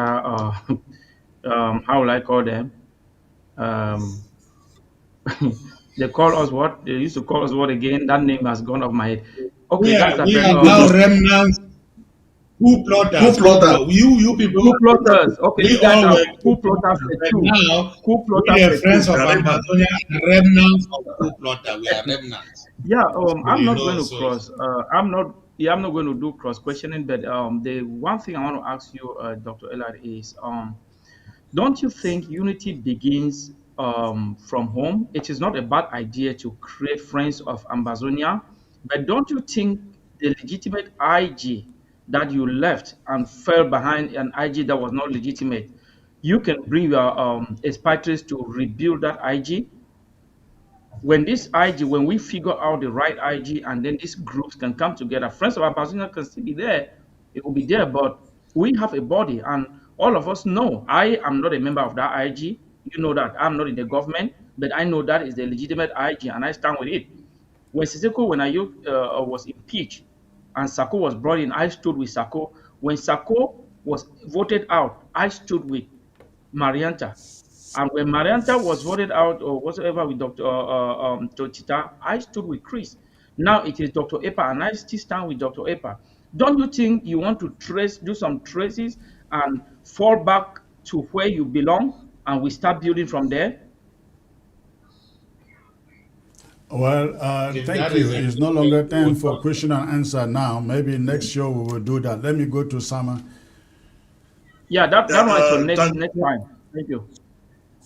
let me really dove my hat to all of you for coming today. Well, I never knew that I will see this day with all of us from our various camps and throwing tantrums across each other, we come to sit and talk in a cordial manner like this. What I would ask the people of Southern Cameroon, particularly on ground one or on ground zero, is that they should pray for us, because unity is not easy to come by. They should pray that we should be able to forgive each other and come together as a united people.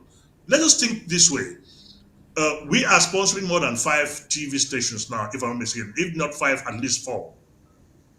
If all of us come together and minimize the cost that we are paying for these 4 TV stations and have only one, will the money that we are spending for the rest 3 that will dash to the dustbin, will it not be of harm to this struggle than where we are spending that money today?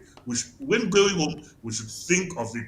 And let me seize this opportunity to pray and plead with you all that there is a meeting on Saturday at about 8 p.m. Amber time, if I'm not mistaken. The Southern Cameroon United Front is calling for all of us to come and sit and see how we can pave the way forward. I hope I will see Dr. Elat, Paul, and every other person within the Friends of Ambazonia in that meeting.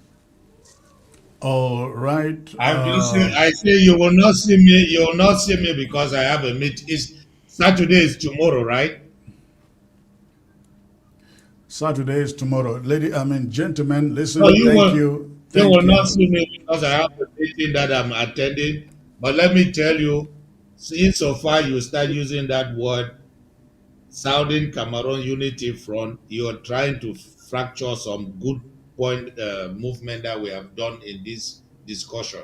But we'll talk that another time. Thank you. All right, gentlemen, I want to thank you so very much, Paul Nilong, Dr. Elat, Honorable Mbareku, and Honorable Sama Thomas. It's a pleasure, sir, having all of you. We will continue this discussion possibly in another show in the future, but for the meantime, we're going to call it a night. Thank you for joining me.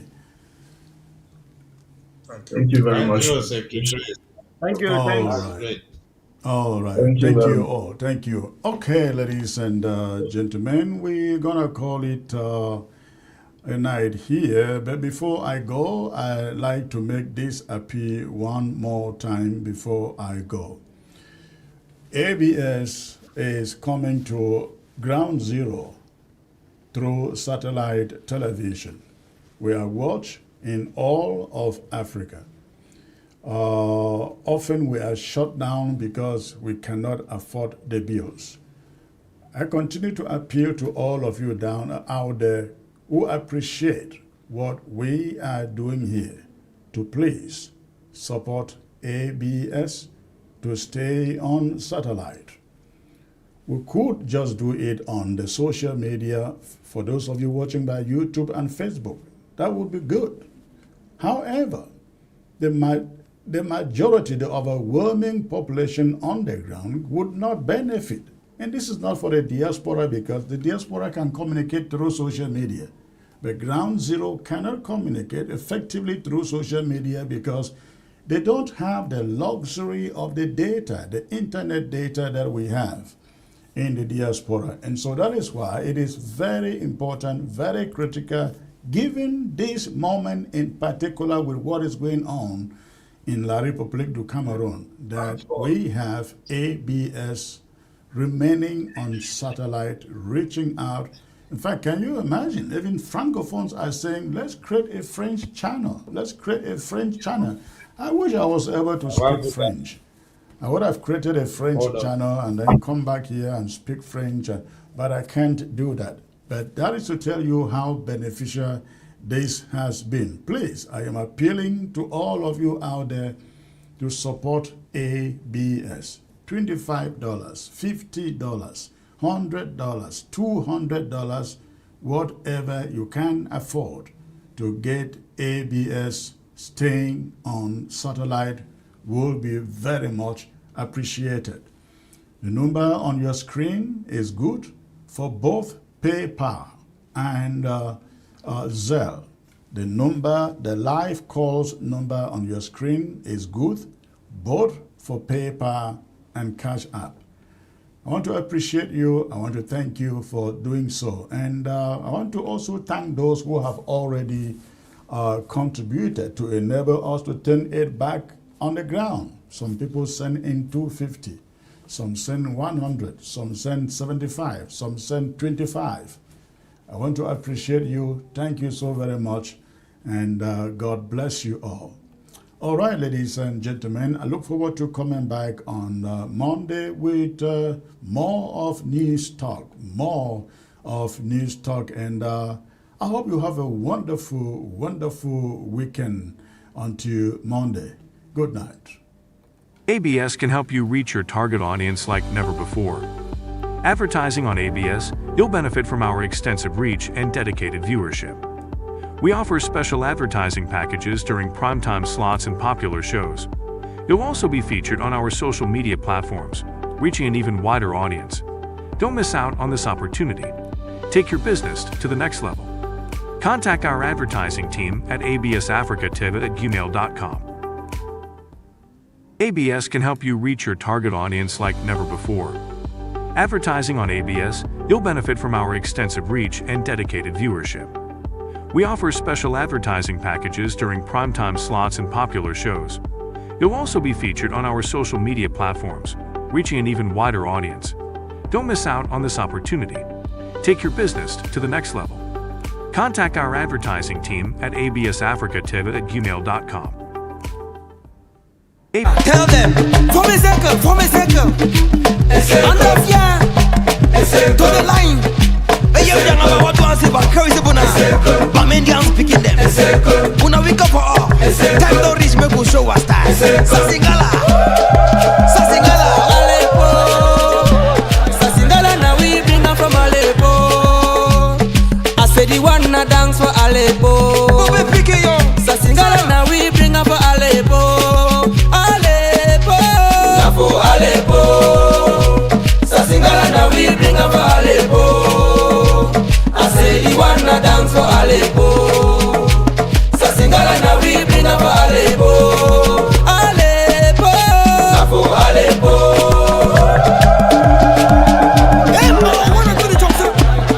Si tu viens d'Afrique, et tu ne connais pas danser le Sasingala, y'a un dombole, no one Alexin Kim. If you come to Cameroon, I don't know for dance a singer. Your own no finish. But be chung when bring what you say. If you come to Bicamo, I don't know for dance a singer. Your own no teme. Why you mo? Sasingala oh Sasingala. Sasingala oh Sasingala. Sasingala oh Sasingala. Sasingala oh Sasingala oh Sasingala oh. Singalo, all man for straight line. Yes sir. All man for straight line. Yes sir. Ekate.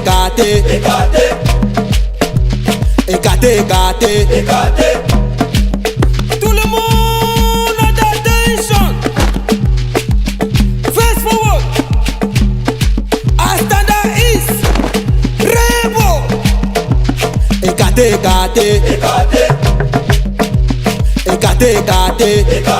Who's the master Evo? You know but ni dialio. You know sa ni dialio. You know but ni dialio. You know sa ni dialio. Can't quit to the Lion King.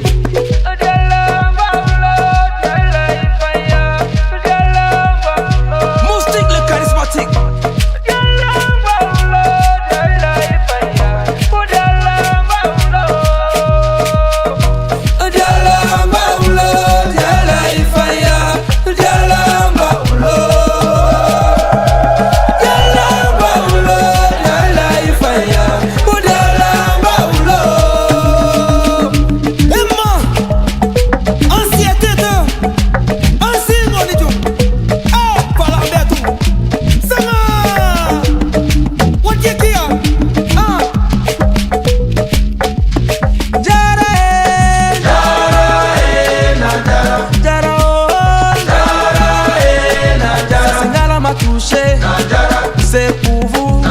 On va danser. National vétéran États-Unis. Ça Singala m'a touché. C'est pour vous. On va danser. Bamenda Boys États-Unis.